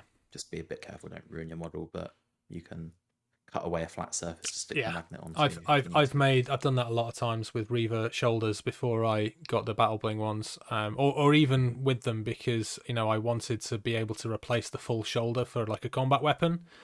You can just slice a bit off the top and stick on like a 5x0.5 on top of that, and another, again, sorry if I'm running away with your segment here, No, go for it. but I bought myself a 5mm drill bit. And just any old 5mm drill bit, and you can then make the perfect size holes. So just using your hands and just turning it in your hands. If you want to magnetize reavers on like the shoulder, 5mm drill bit, just drill a little bit into that, or in the sockets for the warhound guns, 5mm drill bit. Just give it a few turns, and then you can slot your magnet into that, and it will fit really nicely. You will stick your fingers together with super glue. It happens to all of us. Yes. It hurts. Just whatever. The moment you realize it's on your hands, just don't rub your eyes, because that will suck, and you definitely should go to minor injuries. and don't do like my old man did and try and open a tube of super glue with your teeth. Oh my god. And then squirt the entire contents of it into your mouth. That's not advisable either. No, don't. Be seriously though. Be careful with super glue. It is an absolute nightmare. And if it's on cloves, it's just like bye cloves. Yeah, cool. Super glue. Who knew that we could have so much conversation about some glue? I think you underestimate my ability to chat absolute crap. Yeah, well, that makes two of us. So on to the next one. Oh yeah. Okay. So what this is like. So what I've listed is the bare minimum. So with the tools that you've got here, you will have a plastic miniature at the end of it, right? You would have put it together. It is there. It won't be painted, but you have the model, and then you can play with it. If you go and play a casual game and you're just getting started, and someone complains that your model isn't painted, before we go on to this, I think we might have missed one other thing, which I think we should throw into that. I don't know if it's on your list. You need a hobby knife. See, I put the hobby knife in like the next tier of stuff to get, because if you've got if you're trying to, if you've got a good pair of clippers, you can cut pretty close to the model. I'm going to shut up. I'm going to let you carry on. Okay. All right. We'll see about that. Yeah. So yeah, if anyone complains that your models aren't painted and you're just trying out the game, you've only just gotten started, or even if you don't want to paint, tell them to sod off. Yeah, sod off. Yeah. Basically, I don't think we have a bleeper, so we'll I don't count that as a swear word. I don't think. No. No. We'll stick with sod. Yeah, ignore them. They're probably not worth playing with anyway. You're just starting out. Like, who cares? If you don't want to paint the models, fine. Just if you want to play the game, play the game. Like, who cares? Don't set more boundaries for yourself because you're worried that someone's gonna have a problem with you having an unpainted army. And there's nothing more inspiring than actually getting the enthusiasm for the game, and then exactly you have that game you to paint. And yeah, exactly. And like Peaky said earlier, there is you're going to see like really good armies that you go up against anyway on the table, and they're going to be painted really nicely, and it is just going to push you to kind of want to paint your own to that standard, or add to the immersion of the game. But if you're starting out, just enjoy it. It's a game. It's plastic models. Who cares? Have fun. Serious business, if you ask me. Serious business. Serious business. These plastic models. Is that the incorrect Sons of Horus color on your heresy force? I think you have to leave the club. Yes. Well, I don't think we've quite got to like the Napoleonic war games level of minutiae detail, but I think certainly there's areas of gatekeeping which can creep into the hobby if you let it. Don't be one of those people. Do not be one of those people. Titanicus is really good. Like, honestly, very pleasantly surprised at the community that has been fostered these last few years. I think there are, a lot of really kind of shining examples of the hobby that you'll see around online all the time, and a lot of that has kind of crept into Titanicus. Um, yeah, keep it up, guys. Those that are are veterans, just be chill. Like, you know don't gatekeep, because we just want more people to join the hobby, because then that's how the game gets better. That's how Games Workshop notices that the game's doing well, and they start developing more content for it. If you start turning people away from the gaming table because they've only just gotten into the hobby and they've got a plastic warlord sat there, you're not helping yourself. I think we're Let quite an alone the person in excitable front of you. bunch, though, aren't we? Oh yeah, like I think we find out it's like you go into a room and you find out that somebody else is playing Titanicus. It's like, oh my god, come over! I'm going to be your best friend for like the next half an hour. Would you like a rule book? How about this extra set of templates? Because I've bought 6 million starter sets, so I've got oh yeah. cards and dice, and here, have this and get playing the game. Like, it's You can mooch a lot of starter set stuff off people. yes. Like Peaky's going to get onto it in a bit with actually buying for the actual game of Titanicus, but there's a lot that people have multiple copies of. So bear that in mind. Yeah. Cool. Okay, so that was the bare minimum. Now, a few dollars more. We'll go to the knife first. As I've kind of completely ruined the format and No, jump the gun. It's whatever. So I think here's my argument for this, right? You can have a Titan built, ready to go on the table, and clippers to an extent will clip close enough to, and you can even use the sharp blades of them to scrape to not have it too obviously, messy and full of broken gates and stuff like that. I didn't know really where to put the knife. I think it's safer possibly this side, but I would consider it as probably the next thing on, definitely. And again, these things are cheap. Like, you don't need an expensive hobby knife at all. The X-Acto ones, great. Cheap, great. Amazon, again, a lot of these little things that are from supermarkets, whatever, you can just get from Amazon for real cheap. I think I bought a we're going to kind of give our opinions on paints in a minute, but Army Painter do a great range of accessories. I think I bought a mine's an Army Painter knife, but every time the blades are obviously replaceable, and you can get the blades from places like Hobbycraft or B&Q or anyway, and rather than buy a new knife, just buy a bunch of 10 blades, and then you can just slot the next one in when it starts getting a little bit dull. The thing to remember about that segment is a lot of hobby companies, not necessarily miniature games, but even other hobby companies, like if you look at like Airfix and stuff like that as well, they'll do like starter sets with like a small pair of clippers, a bit of glue, maybe some paints that you'll probably want to avoid because they're like the cheap starter paints. But just bits and bobs to get you rolling, and it will take out like a big chunk of the cost. You just need to give it a bit of a look around. There's so much, like we were saying earlier, there's so much content on YouTube and Google. Just search it. We're super active in the Discord. Come to the Discord, ask questions. Everyone in that Discord is great and will answer your questions almost immediately. There'll be a race to it. I think maybe because there's a point system and a leaderboard about who sends the most messages, so it makes people extra eager to help out when they can. You ain't catching me, boy. I am so low down on that leaderboard.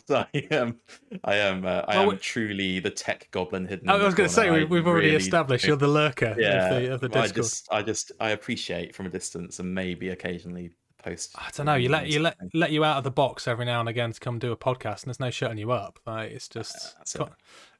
It's all pent up, all this Titanicus stuff that I've just not. I mean, all of the work that you do for Maximal Fire and on the bat reps and stuff. I think it's fair that we allow you in front of the camera. Like, it's totally fine by me, mate. Like, what you bring to the party. On the subject of the knife, I don't know if if you find the same. I actually find myself not using the knife for what you would assume would be the knife's primary function, which is cutting things. But probably when you go into a Games Workshop, I'm calling it Games Workshop, not called that anymore. When you go into a Warhammer shop, they will probably try and sell you a bunch of accessories, one of which is going to be a sprue remover, which is basically a piece of metal which you are used for tidying up where you have cut away from the sprue. Because when you cut away, it will generally be, if you've got a good pair of clippers, it will generally be fine, but occasionally you'll be left with a little nipple of plastic on the model that's left behind, or like it just every plastic model has what's called a mold line, where they're basically pushed together, and there's a seam which runs all the way around it. And you occasionally want to clean these things up, and they say, oh, use this sprue remover. Or you could use the knife that you already own and turn it upside down so it's not on the sharp side, and use the back of it to scratch these things off. And that was another game changer for me. Like, why was I bothering filing? Like in my day, you just filed everything down, filed away the mold lines. Turn your X-Acto knife upside down, back of it, scrape off the mold line. Seconds. Scrape away at the little nubbin of plastic which is on there, and it'll leave a nice smooth thing, and you won't be taking big divots and chunks out of your model when you're doing it. Absolutely. Fun fact, I got hobby knives banned at my Games Workshop when I worked there because of free health and safety reports within my first 2 weeks. What did you do? Sent an email. There was a lot of blood because I stabbed myself a lot of times. I was making the... That's why you got super glue, though, isn't it? Like, these X-Acto knives are super sharp, and super glue was invented to put soldiers back together again. So you cut yourself with a knife, bit of super glue, push it together, carry on with your day. Yeah, there was a lot of kids in this GW. There wasn't a lot of easy access to super glue or knives, really. But yeah, so screaming children pouring out of was it the Southampton shot you saw? I was at the Portsmouth shot. GW. Just like blood everywhere, like spraying it up against the walls of Games Workshop. Yeah, it's just like, that's another safety report. I was building the Chaos Dreadhold or Stronghold Fortress that's made out of all the thick plastic that's not their model plastic. Yeah, and I'm a bit blasé when it comes to using knife normally, because all of my knives just stay blunt because I like pushing them against my thumb. So when they blunt, I'm like, I'm going to keep this like this for a bit more. Very dangerous, very stupid. Don't do it, but it's what I do. And obviously I wasn't used to using razor sharp knives. And so I think I had two in my thumb. One I kind of was cutting and missed and went down my hand. Yeah, wasn't a very good show. It must People have been, were annoyed. Must have been a time. Must have been a time before you when I was working there, because I don't think we ever had to fill out an accident report, and there was incidents with whippy sticks, there was incidents with knives. I remember those whippy sticks. Yeah, I've got quite a big scar on the joint of my little finger to my thumb from when I decided I had a baguette, I had a bread knife. How was I going to cut this bread knife? I had the bread in one hand and I ran the bread knife against my hand. Obviously it bit into the bread very, very well, like bread does, and it went into my finger, and like it was lots of mess. I remember looking at it thinking, I've been prepared for this. I've worked at Games Workshop. I know how I can deal with a knife wound. And I remember looking at it and seeing this jagged, serrated mess of my hand, and thought to myself, yeah, this is beyond me. Yeah, this is not a bit of super glue to close the wound. This is, I might need to go and get stitches. Yes, it is. But yeah, be very, very careful with knives, boys and girls. Yes, please, because they're sharp, funnily enough. Cool. Knife discourse over. Pretty important, but whatever. Paints. Titanicus, like Peaky said again, has a lot of flat surfaces.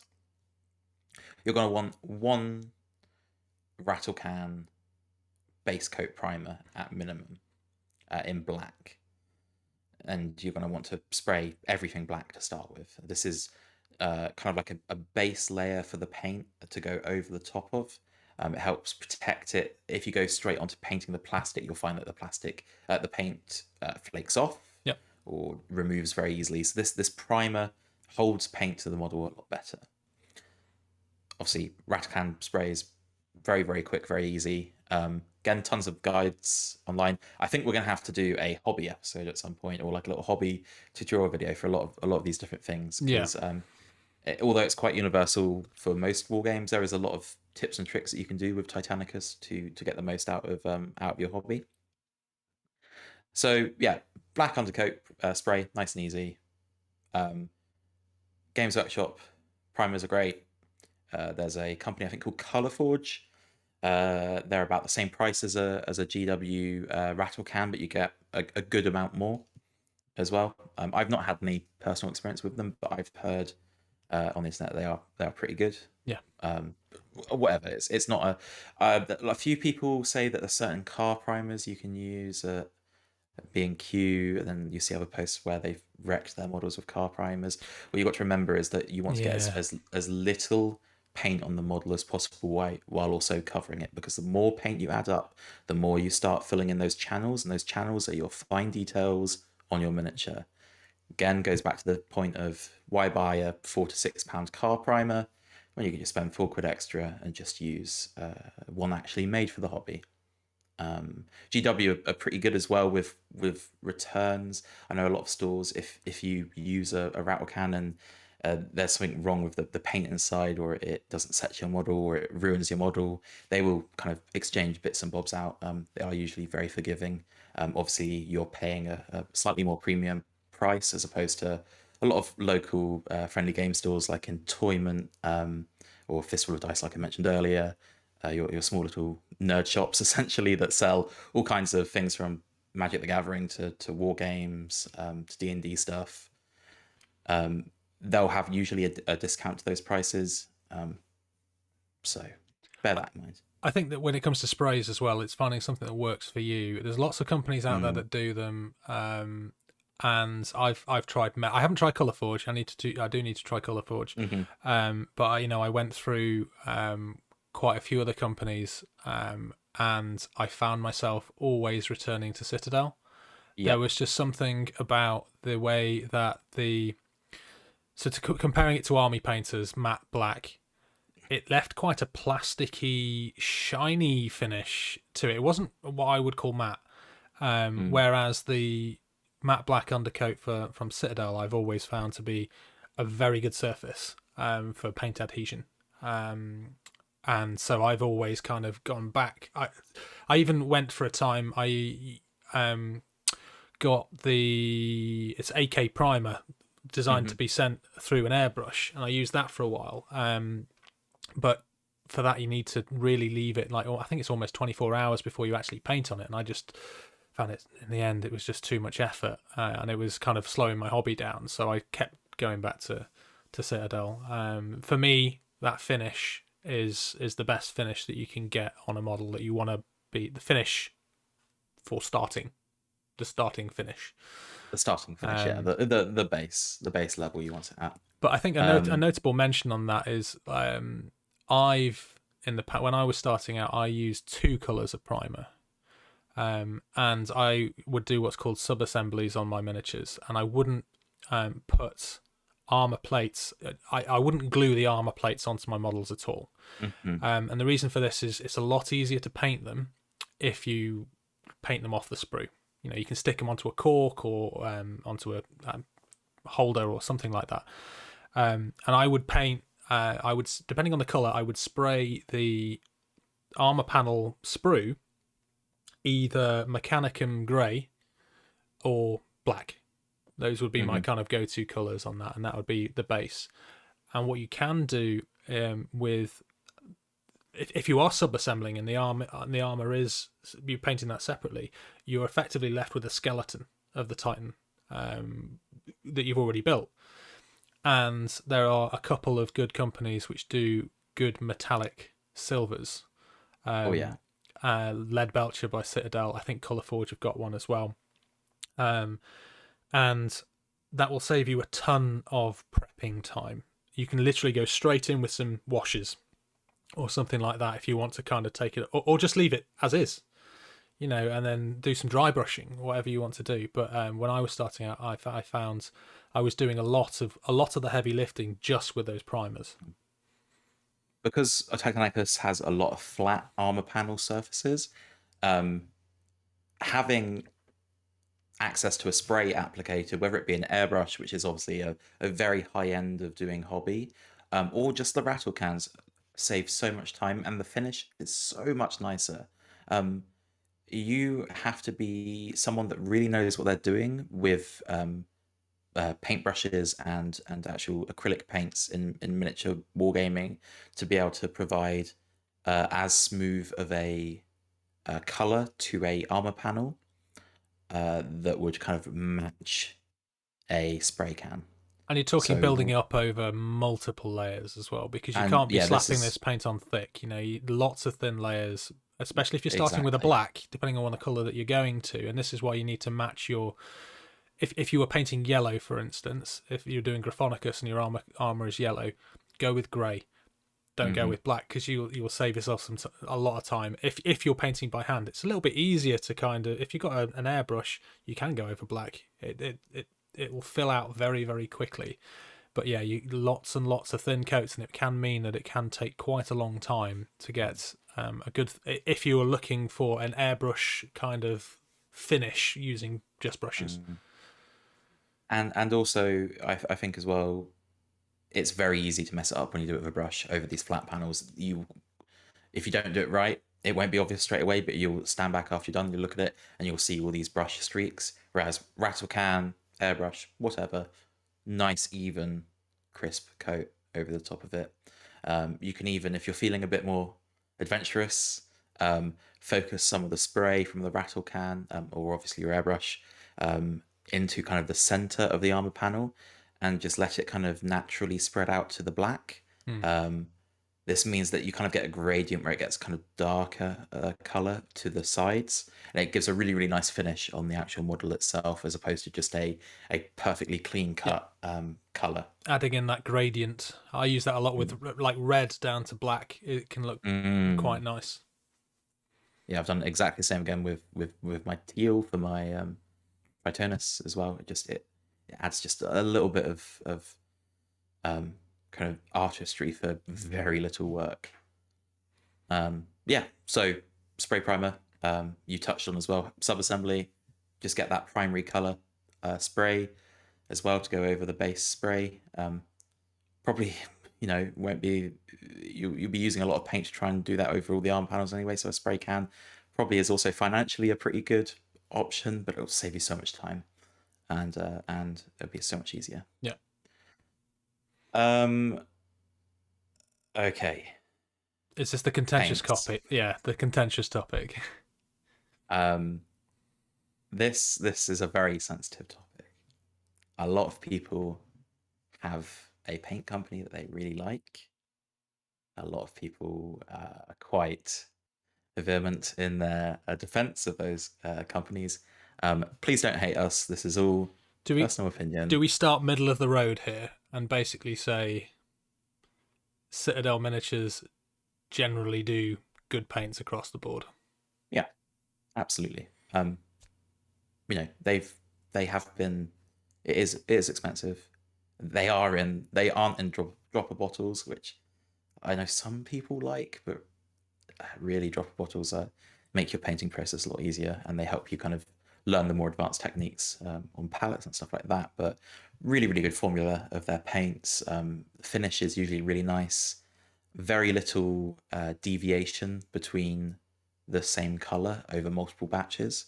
They're very accurate in the pigmentation, which sounds very in depth.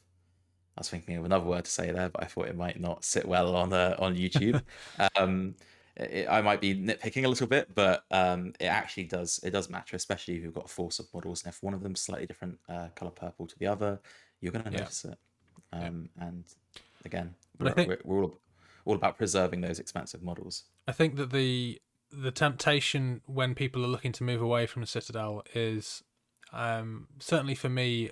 I didn't really care if it was in a dropper bottle or not. What I did care about was that certain companies were cheaper and I got more paint. Hmm. And I don't think that, well, and this is, I think, the contentious topic that you're getting on. Not all paints are equal.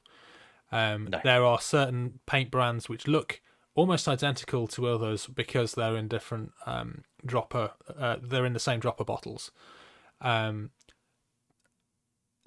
You know what? I will say this for you. I won't let you kind of like piss I'm off happy to the throw audience. myself under the bus, but In my experience, avoid Army Painter. They do great accessories. Their paint pigment is just not where it needs to be. I've had nothing but disappointment with Army Painter, with the exception of their matte black. And Ben turned me onto this. Their matte black is very, very good, very, very matte, really, really nice. But I've always found I picked up a lot of these when I was doing bolt action, because Pete the Wargamer on his YouTube channel uses Army Painter paints quite a lot, and I followed a lot of his tutorials when I was doing those. And I could just not get on with the concentration of the pigmentation. And by comparison, I would then pick up Vallejo paints, and it was night and day. So personally, I would avoid Army Painter. Vallejo, if you were looking for kind of like a general range of paints, are pretty good and very widely accessible as well. Yeah, most hobby places do Vallejo. You can even go online and get them from all the other hobby places in the country and other online retailers as well. Vallejo is just it's often a lot of people's next step from Citadel paints, and in those drop bottles you are actually getting more than a pot of Citadel as well, which is always a bonus. Yeah, for usually about the same price. Exactly. Army Painter is cheaper. It's not worth it. It really, really isn't, and it's very hard to kind of verbally kind of explain why it doesn't work. But if you sit down with the paints, like Alex was saying, and you try using one, try using the other, you will feel the difference in kind of the pigmentation and the what they use to build the paints. But saying that, I'm sure that there are people out there who have perfectly no problem with Army Painter. Oh, yeah. This is obviously our opinions. If I wouldn't recommend Army Painter for their paints. Their accessories, fantastic, but their paints, for me, just no. There are almost definitely painters out there that are really, really amazing painters, far better than us, that use Army Painter. But at least from a beginner standpoint, I mean, when I reintroduced to the hobby, I was on a university student's budget, i.e. almost nothing. A shoestring. Army Painter was the too much takeaway. Army Painter was the kind of the cooling. It was cheap, and then I was like trying to make it work, and it just wasn't working. I wasn't finding my painting again. It just wouldn't look good. And someone in the local store I went to was like, try this brand instead. Okay, went back with it, and the difference. It was like night and day. And you'll find often that your painting will go up like almost like if it was a graph, it would go up like a set of stairs, right? So you will learn a new technique, or you'll just you'll get better at a certain technique, and you'll shoot up, and then you'll plateau for a while, and you'll just sit and you'll be like, I'm not improving, it's really annoying. And then suddenly, I found this new brand of paint, really suits my painting style, really works. I can do more advanced stuff with it comfortably now. And again, it will shoot up, and then it will plateau for a little bit again. You always want to be looking for those next things that you can try and kind of push yourself. And even trying just other brands, even if you're comfortable with the paints that you've got. Maybe the other brands have something else. I was a big fan of Vallejo for quite a while.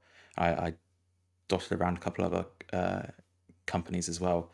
I've just recently picked up a lot of Pro Acryl paints, and again, that was another step in this step. Kind of hard to get hold of. A little bit. I think expensive. Element Games sell them, don't they? Element Games do sell them, yeah. They're imported from the US, I believe. They haven't quite got as big a footprint over here. I know. I think one. I don't know if he still is, but certainly one of the guys who works for Pro Acryl was on our Discord channel. Yes, yes, he is. He was, yeah. And I know that they were based in the States, and their distributor was largely Element Games. But yeah, I've heard some really good things about Pro Acryl. They're lovely. The paint just goes on really evenly. It's a nice even very matte coat. Mm. Very, very good for even quite thin. It still is quite opaque. The color sets really nicely. That was my new step, but people, there's tons of really good paint Yeah. companies out there. P3, I've not who done do that. I've not done P3 yet, but for me, my latest thing that I love, and what I feel stepped up my game, was the Metallics range by Scale 75.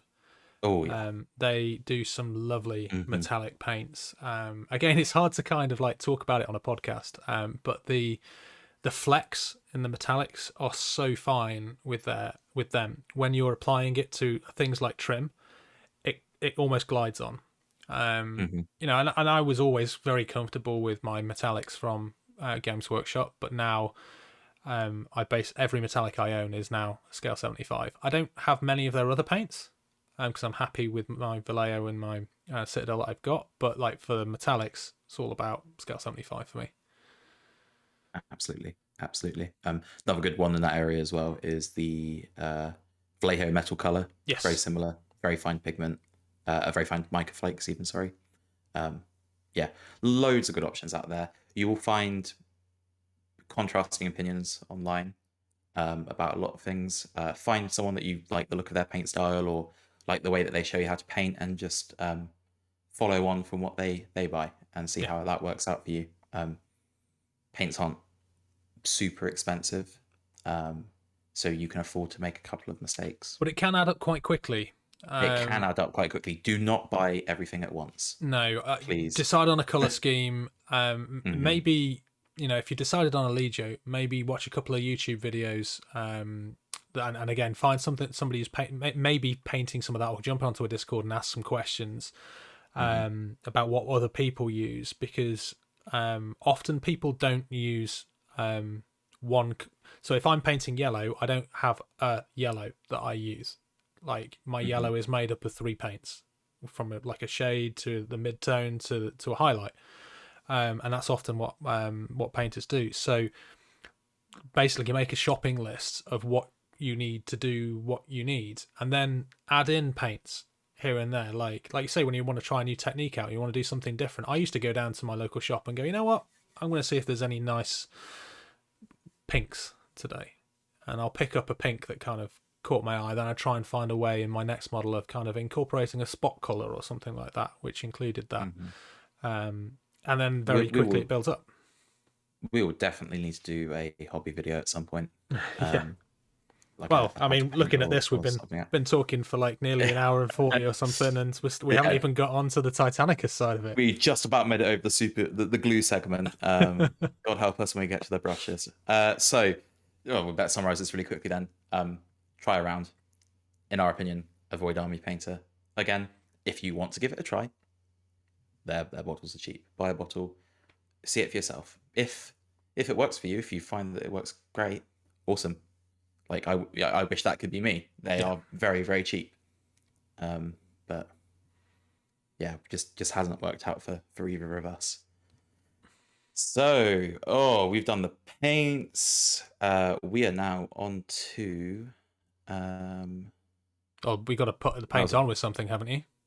of course. Yeah, so sorry, that was a big chunk about Army Painter. I just needed to get past that Get past the bit. rant Oof. about yeah. Yeah. Paintbrushes. There are like paints, there are a load around. Again, as with paints, middle of the range, you're looking at Citadel, i.e. Games Workshop brushes. They are expensive as brushes, for brushes. You can usually get a couple in starter sets. They're not as high quality as the ones they sell on their shelves. Again, Army Painter, actually a pretty good cheaper brush set as Yeah. well. That you can do some practicing with, and for a lot of the techniques that you use, washes, dry brushing especially, but I'll get onto a neat little trick with dry brushing, and contrast paints as well are very important. You want to use for the cheaper brushes because they ruin your brushes. I would always say that another one of those I guess, rises and plateaus for me was trying out maybe an expensive brush as well. Now this doesn't really have its place in Titanicus as much as normal miniature painting, but for painting fine detail, not necessarily trim, but um, especially if you're freehanding, although that's not a kind of a new starter technique. But if you're doing like eye lenses, just anything that requires fine detail and just a very, very careful application of paint, something like a Sobel hairbrush. So that's the Citadel Artificer series, for example. My personal favorite is an actual art company called Raphael, and they're 8404s, size 2. People, you've probably heard, if you've ever looked at brushes, talk about Windsor and Newton Series 7. Yep. Not the miniature version. They do have a range called Series 7 Miniature.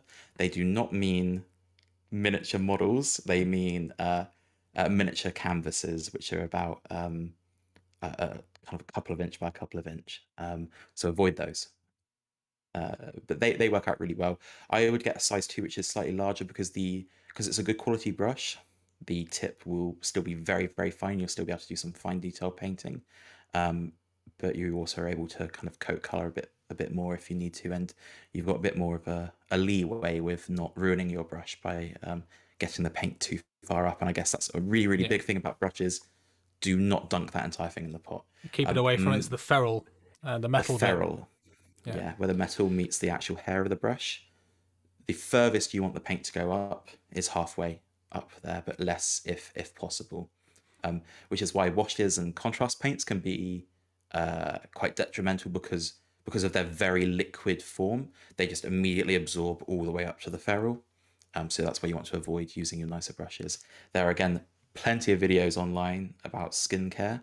Skincare? Wow. There is plenty of videos about skincare. Well, you know, while you're doing your painting, just don't apply contrast red to your face. To your face, it will stain. Brush care. Plenty of resource online about brush care. Again, another video we could possibly look at doing. But treat them with respect, because they will break easy, because they are organic hair, they're real hair, and therefore they will deteriorate a lot quicker than the cheaper brushes, which are artificial, like plastic almost hair. And I think you really need to get confident with the artificial cheaper brushes, because with the Raphaels, with the Windsor and Newtons, the Artis Opus, the Broken Toads, you're going to be paying somewhere in the region of £8 to £15 a brush for like a size 1 to 3. Whereas you could buy yourself probably 2 or 3 of the artificial ones for that price. So don't go. I think you may have mentioned this earlier on, but learn your trade on the stuff which you can afford to kind of use and abuse, because decent paintbrushes won't make you a decent painter immediately. You know, you need to, if you do jump straight into that, you're just going to buy an expensive brush, which is going to look, the end result is going to be exactly the same as if you used a cheaper brush, but you've spent more money, and you're probably going to ruin it if you've not got that experience that you've built up before. They are a tool that will help you progress with your painting. Yes. And I think there is some merit in maybe picking one up relatively early on in your hobby journey, purely for the training and the level of care that you teach yourself to actually use the brush carefully, care for the brush itself, and that will kind of help you when you actually start using that kind of brush a lot more. Again, it's something that's probably a lot more important for more traditional, 28mm Space Marines, Orcs, Undead, whatever. But a bit more edge highlighting, a bit more detail. Exactly. It does find its place in Heresy on a lot of the detailed parts like plasma, coolant vents, etc.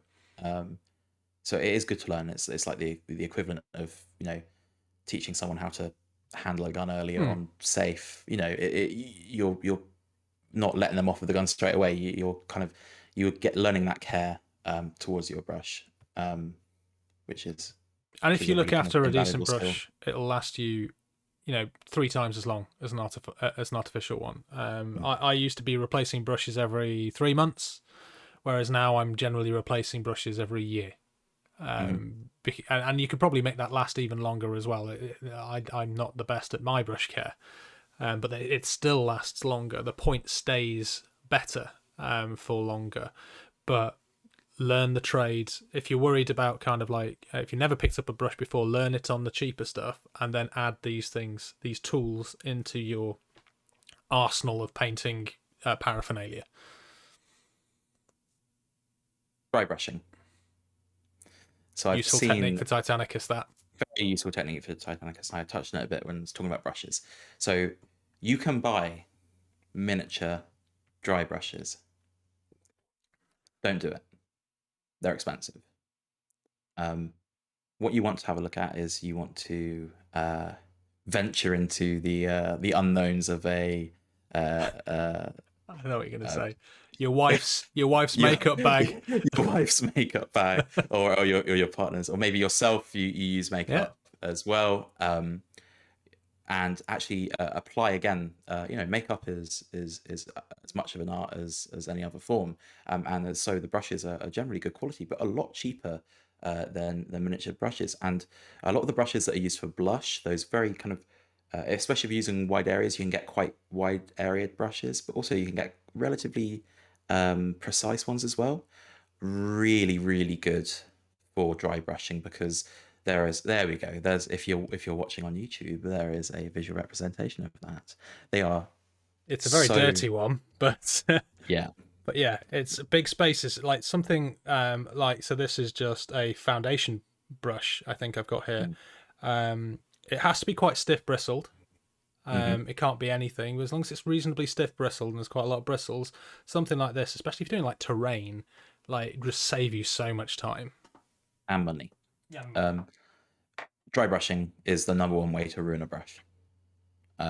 So because you're not using water, that's the whole point. It's dry brushing. There's a less protection for the actual brush itself. It's going on a lot more abrasive manner. So I did notice that artist Opus, I've not had too much success with their brushes, but they did release a dry brush range, which was a very expensive set of makeup brushes. But you can get these instead.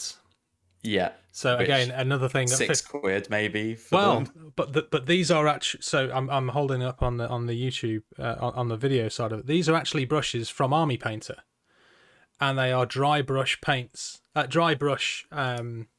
brushes specifically for miniatures. And I think that they've robbed the idea from Artist Opus, because they're very, very short, very, very fine bristled brushes. But the whole set was about £12. And there's 3 brushes in that, and from big down to small. So again, don't assume that the expensive brushes are going to make it better, because they won't. You can look at the foundation brushes, look at the makeup brushes, or if you do want to buy official quote unquote miniature brushes, again, good accessories from Army Painter. That set has been great for me. I've really got a lot of use out of that. Absolutely. And also buy a bag of like torture brushes. These are the brushes that you treat the worst, right? You can get them from like 99p store. They're really, really crap quality brushes. You'll probably notice that like half the bristles are already in the bottom of the bag when you get them. They're so handy, because there's a few things you do if you're like maybe missing a dry brush, or you're painting terrain paste onto your base, like some really nasty stuff that you have to do with brushes that you don't even want to do to your like mid-range brushes. Having these like brushes that you can essentially use once or twice and then bin are very, very handy to have, and they will again help you extend the lifespan of your other brushes. You can just get them from like an art store for like £3, and you get like a whole variety of them. You'll be surprised, like the weird fan ones have their uses for like streaking grime and stuff like that. They do actually have their uses as well. But yeah, they're just there to be abused essentially. Cool. Okay. Wow. We are going on, aren't we? This is I mean, this is a return to form, to be honest. Like, yeah, you know, it feels good. To our pod is kind of it's nice to be doing this again like this. Obviously, let us know if you feel the same listening to it, with us not having to record it at the end of a show and set it all up and get everybody home, or obviously in the comfort of our own home. It does allow us to kind of be a bit more liberal with the time and kind of go into a bit more detail. We're also not both sat opposite each other, kind of shifting uncomfortably after being stood on our feet for 3, 4, 5+ hours. So yeah, it feels good to be sat in front of my webcam again. Oh yeah, definitely. Although the shifting uncomfortably, unfortunately, I'm still stuck with these crappy chairs that you have to sit on. Yeah. Usually after the battle report, so I'm gonna have to sort something out there. Okay, cool. So let's move it on. So basing materials, really quick one. You can get a very cheap fine grit pack of arts and crafts sand. Meant for kids, just to stick stuff to paper. Get some PVA glue. I would avoid the cheapest PVA glue. Essentially, I would go from probably more woodworking glue, which is still relatively cheap. Woodworking glue has less water content in it, and means it bonds a lot solidly, a lot more solid. Which is kind of important when you have like loose grit sand on your base. Yeah. Again, tons of videos on YouTube about basing and doing different basing designs. Obviously, our boys at Battle Bling have their own custom bases as well. So you don't even have to worry about that part if you just get one of those. There's also tons of other ways you can base models. You can buy paints that are essentially basing paints. There's some cool ones that Games Workshop and maybe a couple of other companies now do that they're like crackle. So you paint them down quite thick and then they start cracking. There's some cool stuff you can do if you like make the black base maybe a brighter color that contrasts to that crackle. You can actually see that like maybe lava that you've put in the crackle through the cracks. So you get some really cool effects for very minimal effort. The base is still a part of your miniature, so don't put it to one side. Again, leave it black if you want to. I think the kind of the main goal, I guess, is getting the model painted right. What I've seen a few people do, which is quite nice. I'm not sure where they get them from, and it's a totally valid technique as well, is getting acrylic bases. So instead of actually painting a base, you get some transparent acrylic cut to the same size, mount your Titan on top of it, and then basically this works particularly nicely if you're playing on like a nice battle mat or something, because the battle mat shows through the bottom of your Titan, and then you don't even have to do any painting or anything on it. Very obviously you've got to buy the acrylic. I'm not sure how much it is to get them cut to that. It's another expense. But if you don't want to be doing it, it's another option. Again, it's an easier option as well. If you just want to get your Titans out in the field, go for that as well. I know people like tying in their schemes with like a certain basing style. Yep. So whatever suits you best. Again, tons of content online. Black Magic Crafts is a very good one. He uses a lot of Mod Podge. Yeah, that's the one. You can use that again as kind of like a step in for PVA as well, because you'll find that sand comes off really easy. So just have a look around, see what shows up really. Cool. We're almost at the end. We are. Have I got 10 minutes to crowbar my bit in? We can cut this one for a later time maybe. The other bits we've got on this list are maybe slightly more advanced, so stuff for the future, possibly not important now. So that's stuff like wet palettes, airbrushes. So I think we can probably very easily go over to you. That wasn't me trying to push the time or anything. It's your virgin outing. This is. I've got to give you a bit of FaceTime. We're getting a bit numb in the chair. So, but no, I mean, like you say, I mean, when you kind of crack that initial shell, like there is a whole world of things that you can open up to, like your airbrushing. Airbrushing on Titans was a game changer for me. It's an expensive outlay. It basically costs probably about £100 for the initial outlay for an airbrush. However, it's something that I wish I'd done 10 years ago. Again, tons of stuff online to help you learn how to airbrush. Johnny Core did a video about airbrushing. If he can do it, anybody can do it. and he had some kind of like interesting experiences with his airbrushing originally. But it's another thing. You can spend as little as 20 quid from an airbrush and a compressor off Amazon, all the way up to hundreds and hundreds of pounds.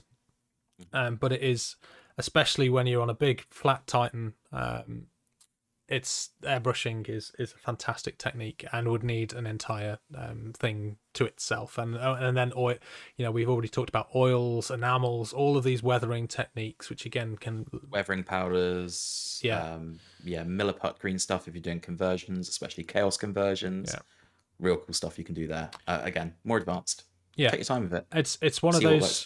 It's one of those things where over the last 18 months with Titanicus, I learnt one technique, airbrushing, with my first Legio. That's what I did, and I added that to my usual painting that I'd done with everything else in the past. Fairly kind of basic. Then the next Legio that I took on, I decided I was going to experiment with oils. So I learned how to use oils and incorporated oils into that Legio. And then the next one, I wanted to really up my basing game and my weathering game. So I incorporated lots of weathering and lots of basing on them. And every time I kind of painted something new or started a new project, I would try and make it coincide with a new technique that I'd researched online. And I found that in a very short space of time, like less than a year, I was looking at the models that I did a year ago and comparing them with the models that I did today. And there was, in my opinion, a gulf, a void of, well, no, void, right? There was a huge gulf. Let's go with gulf, like the word gulf, of difference between what I'd painted one year and what I'd painted the year after, just because I kept pushing myself to add these little techniques in. Never, ever sell or repaint the first few minis you paint. Don't do it. Keep them on the side. Every time you look at it, you're like, oh, I'm not improving. Just look at those minis and compare them to what you're painting at the moment. Even keep one from like a year previous. You will see improvements if you have been painting semi-regularly. And because of YouTube, I think I've improved as a painter more in the last 2 years than I have done in the last 20. Just through watching tutorials, learning techniques, listening to people, and then trying it out, and not being afraid to just go and give it a go. It can seem quite intimidating, but these people can break these things apart really, really easily and make them accessible. And so nothing is beyond you. Just bit of patience, bit of time, bit of practice, and you'll see those results very, very quickly. Absolutely. Okay, shall we move on to actually getting into the game? I'll take a sit back. You can have a sit back now. Let's go for it. I mean, we did the first proper episode of Maximal Fire that we did back in, I think it was probably February or March last year. We did Getting Started in 2021, when we largely talked about how you were getting into the game in 2021. And for the most part, not a lot has changed within the game in the last year to make that advice like null and void. A lot of it still stands. There's a few updates and things which have changed, like you can't really get hold of things like the Grandmaster box anymore, which was the 2 warlords and the knights and the terrain and stuff. So I've had a little think really about kind of, if I was starting now, what would I do? And in some respects, they've streamlined the process for people quite considerably. If you're new to the game, if you want to start collecting Titanicus, then as long as it's still in print, don't get distracted with anything else. Buy the starter set. And I'm talking about the £100 starter set that Games Workshop currently do, which is 2 Reavers, 2 Warhounds, 2 Cerastus Knights, all of the rules, all of the accessories, everything that you need to get going. That it is, in my opinion, still one of the best value box sets of any game, because those 2 Titans chassis will be used so many times across on any Legio.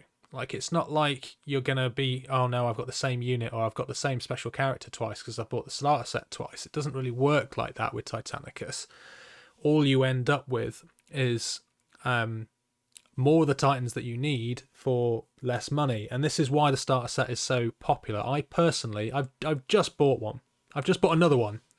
which I'm planning on doing an unboxing video for, to kind of show people. What's the tally now? That is, I think that's number 5 plus a Grandmaster Nice. box. So that's 10 Reavers, 10 Warhounds, 10 Cerastus Knights, Lancers, which I've got just from buying the starter set. The starter set is the best way in. You can, and we're going to prove this. The next battle report that we do, which we're going to record at the end of April, we're going to take. Basically, we're going to put this advice and kind of put it into effect, into reality. We're going to show you what games you can have with the stuff which is just in the starter set, maybe with like 1 or 2 little things added in as well, largely along the advice which I'm going to kind of talk about here, really, and show you the mana pools that you can create, show you what a table of looks like for the money that you're forking out. So starter set, £100, and that will get you a large portion of what you would need for a game of Titanicus. There's not many games where you can have a 1,750 point game for less than £200, but Titanicus is one of them. I've heard a lot of my friends who don't play it, they say, "Oh, it's so expensive." Okay, well, okay, fair enough. A Warlord costs £67.50. That's an expensive model. However, that then is like nearly a third of the points that you would need for a normal sized game. Generally come in around 500 points. Okay, if you're playing 1,500, it's a third of your points. It's not, when you look at the grand, though, like, okay, you might drop £20 on a unit here and there, and you do that 10 times, and all of a sudden, like, you've got your core troops for your orc army, and it's cost you £400. It's not one of those games. The model count is relatively small. 5 models, generally speaking, is what you need, and 4 of them you can get in the starter set. So starter set, £100. Then you need to ask yourself, are you going to be a loyalist or a traitor? Historically, that would mean doing a bit of research on some legios, finding out which campaign book those legios featured in, and buying that book. We had Shadow and Iron, Defense of Riser, and they're all still good books if you want the campaign stuff, and there's a few extra rules in them, like the Knights rules and Doom of Molech. If you want to run a Knights household, then you need to buy Doom of Molech at the moment. Lots of juicy lore as well. Lots of lore, and some nice narrative missions and things like that. But now, really, do you want to be a loyalist or do you want to be a traitor? And if you want to be a loyalist, you spend £32.50 on the loyalist book.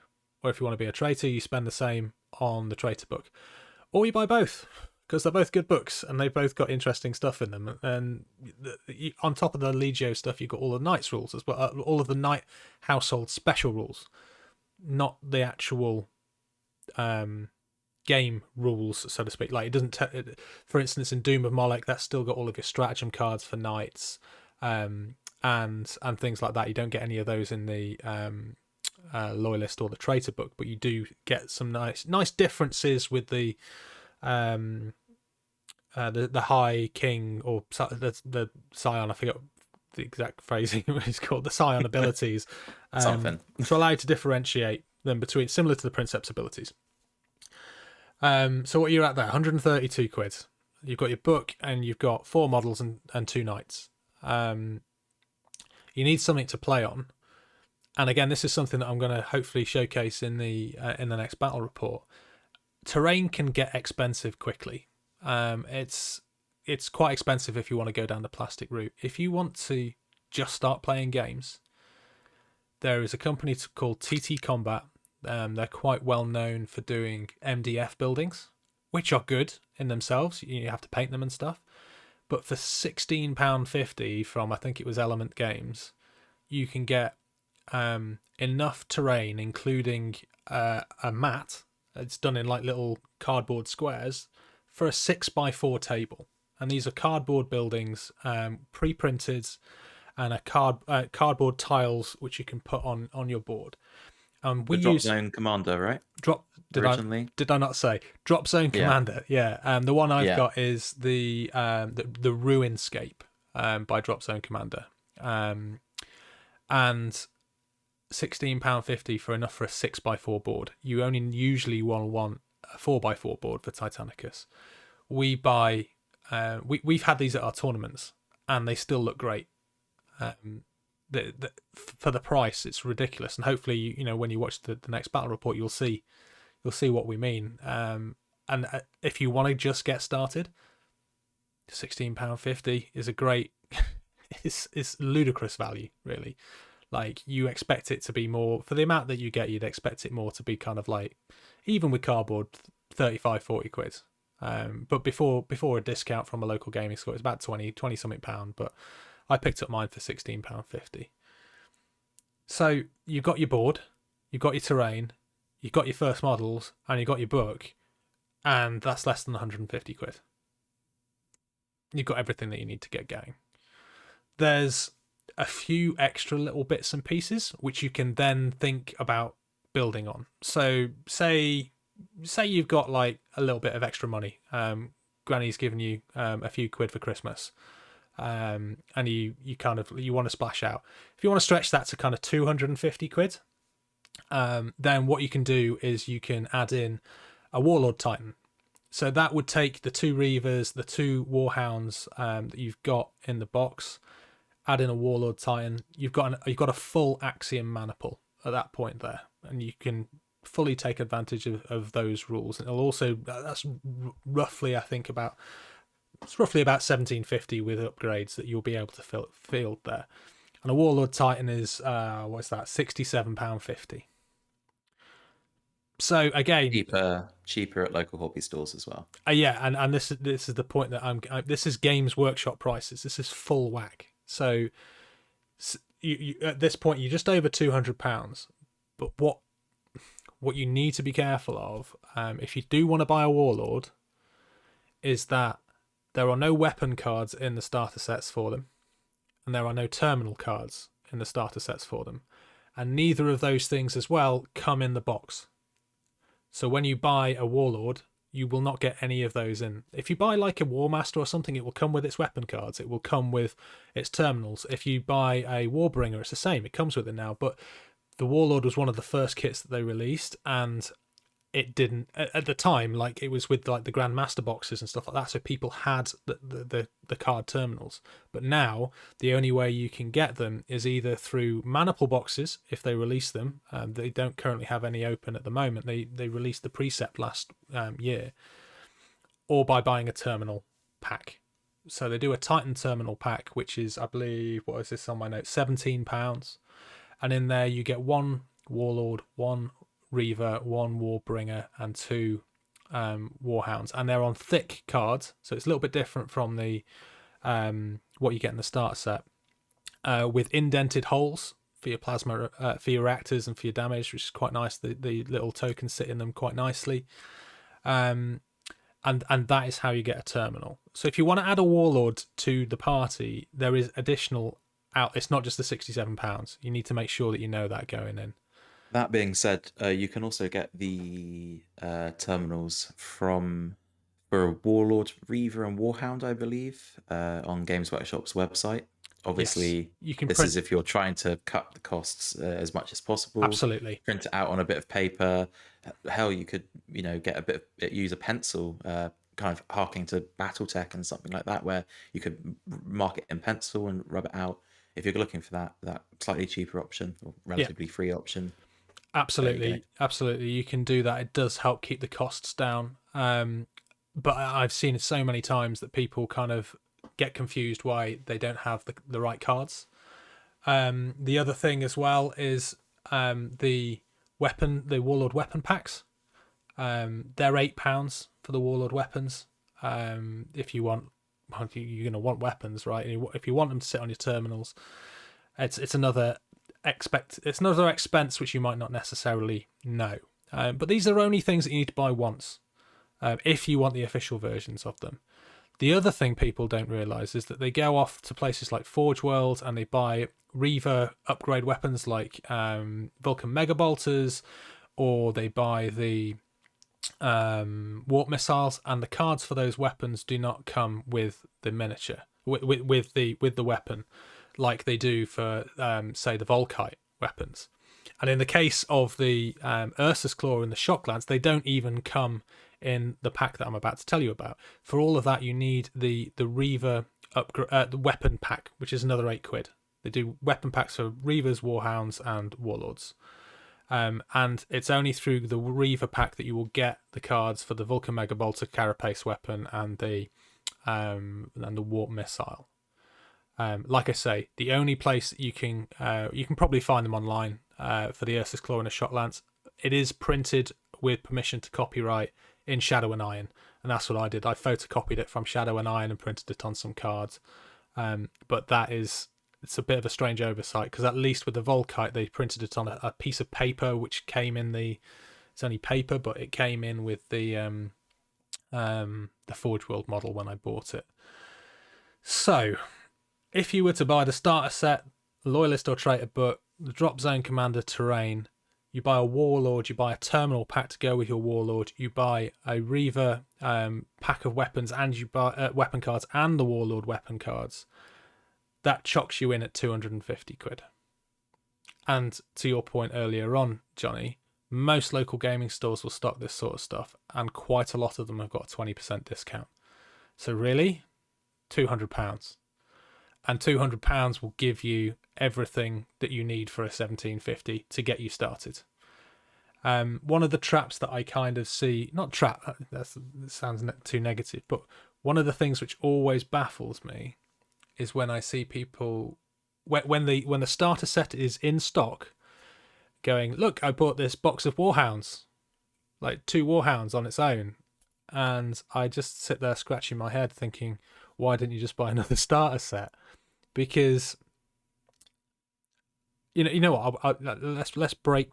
I'm going to go super geeky here. Let's break down how much is actually in the starter set. So two Warhounds cost £42, £42.50 in fact for 2 Warhounds. So already you're nearly at 50% of the cost of a starter set. 2 Reavers on their own. And you'll want to buy, there's 2 different boxes. One has got like the melter cannon, and the other one has got the Gatling in. One's got the power Gatling fist. and fist. Yeah, one's got the fist in, one's got the chain fist on. So you want one of each. But 2 Reavers cost £72. So you've got £72 just for the Reavers and £42.50 just for the Warlords. You've then got, what is this, £21 for 2 Cerastus Knights. The accessories you can buy online, like the plastic accessories for like the arcs and the battlefield assets and all that kind of stuff, that's available. That's £12.50.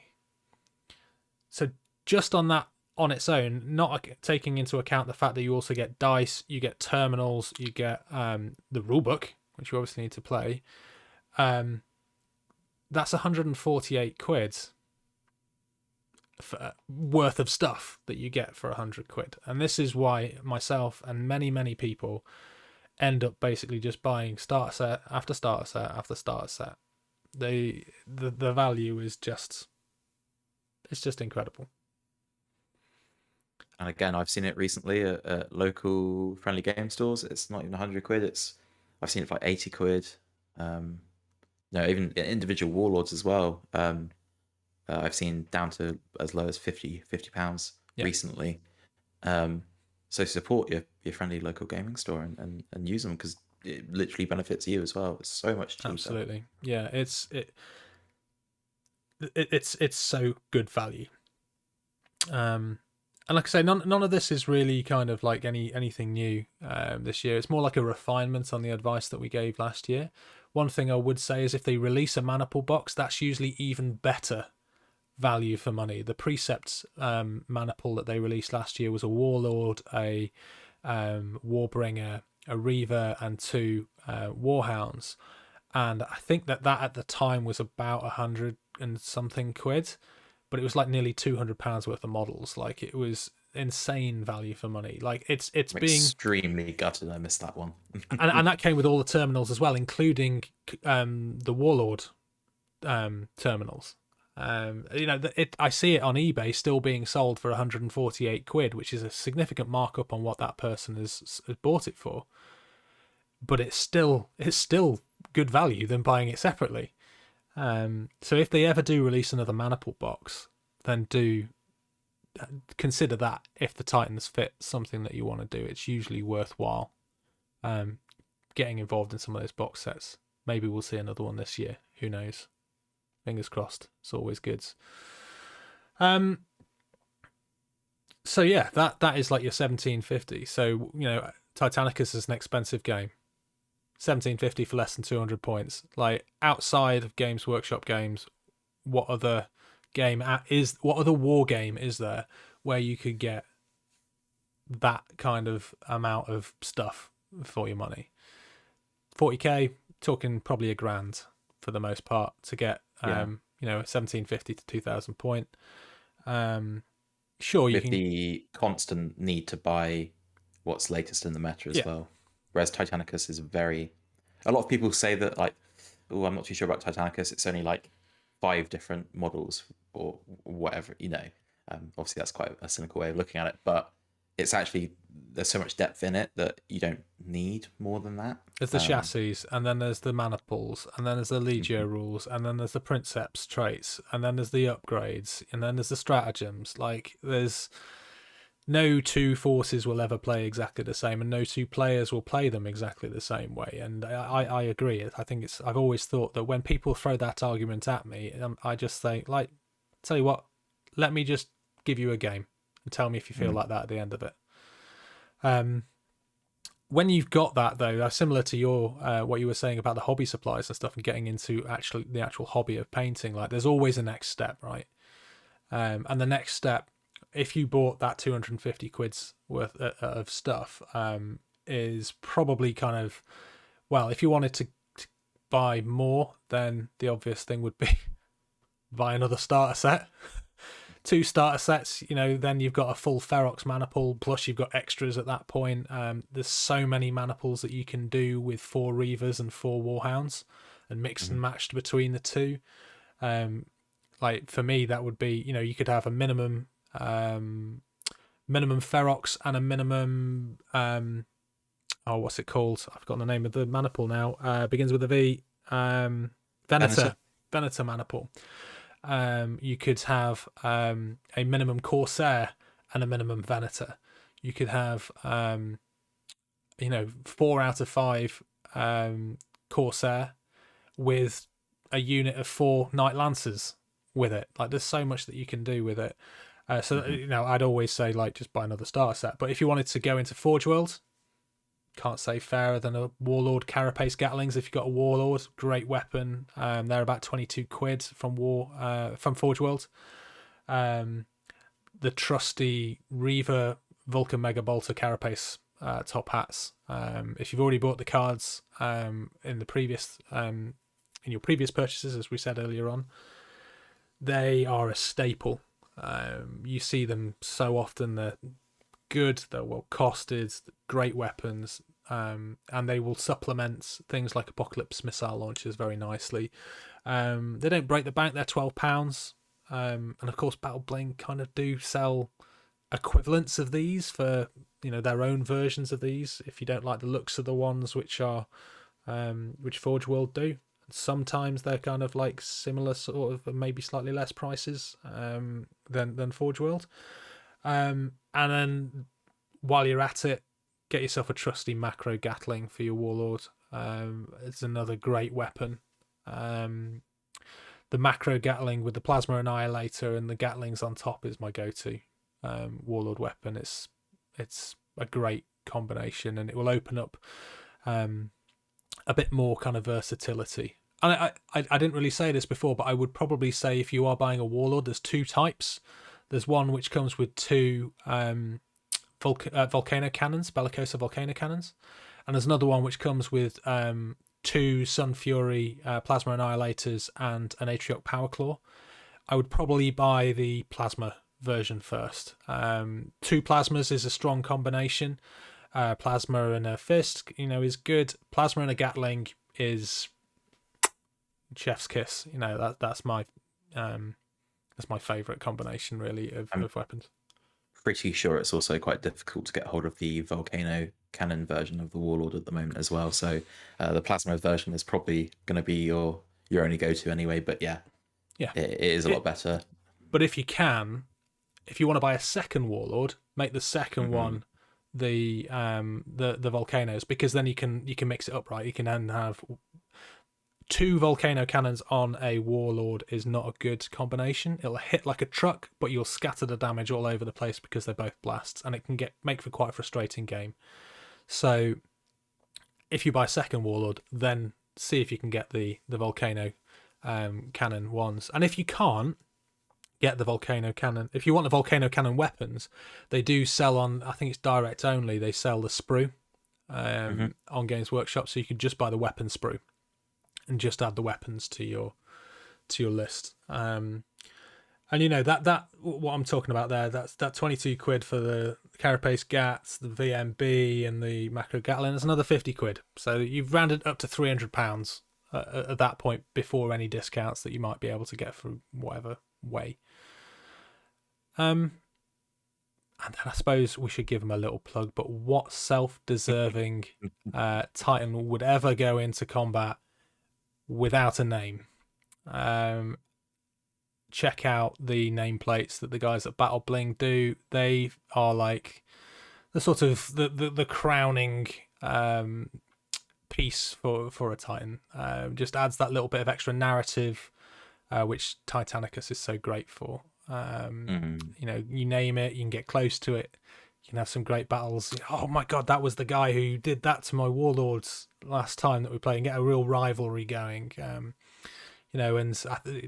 harking back to an earlier episode, we were talking about the White Dwarf released kind of a way you can make like heraldic banners and stuff. Like, again, you could do a bit of that with it, really kind of expand the narrative on that. But Battle Bling nameplates, the best kind of combination of quality and price. They can't be beaten on price. You can get 10 nameplates for 25 quid. There's nobody else I'm aware of that kind of is doing that kind of value for money on nameplates, and they do a great variety. And if you do have anything, and if it doesn't quite fit, what John at Battle Bling always tells me is that a lot of people don't realise that they can request any font. Like, you don't have to stick with what is the standard on there. Like, if you like the look of something but you think it would look better in a different font, you can suggest that font as part of the order and change it. So yeah, for me, I always like, a Titan isn't finished until I've got a nameplate on it. It's how I kind of like know at that point that's done. Yeah, just go Google Translate English to Latin, type in like Rock Breaker, and then you'll get like a pig Latin version of that, which fits the 40k universe because none of their Latin actually makes any sense really anyway. Yeah. And then suddenly you've got like Velatum Bellatrix or something like that, and suddenly it actually just means like giant turkey or something like that. But it sounds awesome. So get inventive. I've just got my for my Triturnus, just got all my nameplates and terminal plates that can go on the actual terminals themselves, so that you can kind of link them with your Titans. I'm not sure I think it's at £35. You can get a maniple pack, which is five nameplates and 5 terminal plates. So that'll be the name of your Titan on your terminal as well. And again, it just looks great. And if you're feeling extra blingy, they've also even got the little what are they called? The reactor nubs with your own the damage logo inside. That's really, really cool. It is good. So probably, if you've already listened to a previous episode, probably doesn't sound like much has changed. I think what it's done, it's refined. It's given, for me, I look at that now and I can see a clear path. I think it's removed some of the confusion. Obviously, this doesn't help if you want to get into playing knights. Knights are a different beast altogether. There's no cheap way really to kind of get into them. You'll just have to buy the individual packs. They also play very differently. But if you are starting out in Titanicus, I think Knights are something, if you're interested in, you should definitely look at doing, but maybe play with Titans first. Yeah. If you're playing with knights, you're stripping out a big chunk of the rules. You're not really doing the damage control phase at all, really. Apart from some very kind of vague methods with some of the Mechanicum Titans, but knights. But start out with that, learn the basis of the rules, and then get a couple of starter boxes under your belt, and then you've got 4 knight lancers that you can then use for the start of your next household. So yeah, go out, do it. What's your excuse? If you're on the fence about doing it, get playing Titanicus. Still the best game that Games Workshop does. One of the best communities that I've ever been part of. And while you're also there, maybe have a cheeky little look and browse through the Patreon channels, because there's a lot of good content creators out there at the moment. I'm not just going to talk about me. Obviously, if you want to, or us, I should say now.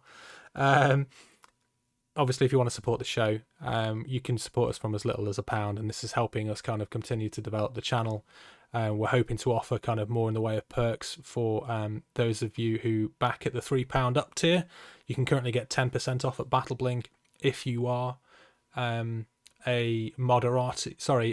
Princeps or Princeps Senioris tier patron, which is obviously a good thing to do. But there are other great YouTube and podcast content creators out there. So check out people like Bottom of the Barrel Bat Reps. Check out the Full Stride podcast. Check out God Engine Cast. Check out the Eye of Horus podcast. Check out Dizzy Finger on YouTube, and check out Tabletop Standards. Those guys are creating some great content and helping to make the Titanicus community kind of like what it is today. And of course, check out the Maximal Fire YouTube channel, where you can see my face and you can see Johnny's very hairy face with his big old bushy beard. Oh yes, like and subscribe. Yeah. If you're going to be kind of just popping in for kind of one episode or one bat rep, or looking to watch more, the likes and subscribes do actually do a lot for us. So it's just a click, go for it. Absolutely. And it's totally worth it. We can then start making more and better content. Yeah, totally. For you guys. I think we've set a new, or at least a recent podcast record length here today, which is good. We just chat crap, don't we? Absolute talk nonsense. So let's give these lovely ladies and gentlemen a bit of a break. Thank you very much, guys, for tuning in to the channel, for listening to the podcast. Please, jump in the Discord. Let's hear what you're talking, what's on your mind. Send us any comments that you've got to maximalfire@gmail.com, or you can find us on Instagram at maximal.fire. Hopefully we'll have some more bat reps coming out your way soon, and more content in the near future. But I hope you've enjoyed today's show, dissecting apart the hobby process and getting into it for people of all levels. If you want to see something a bit more kind of in depth into like some of the things that Johnny touched on with regards to advanced hobby techniques, let us know, and we can look to kind of include that in a future episode of this, or maybe in some of our videos if that format is maybe a little bit more suited to it. But until next time, guys, it's a bye from me. That's where you're supposed to say, and it's a bye from me, Johnny. Oh, I thought it was the go big, go large. Don't go steal my thunder. Maximal. Come on, don't go stealing my thunder. It's like, adios, folks. So yeah, that'll do. Okay, so yes, well, Johnny stole my thunder now, but yeah, go big, go loud, go Maximal.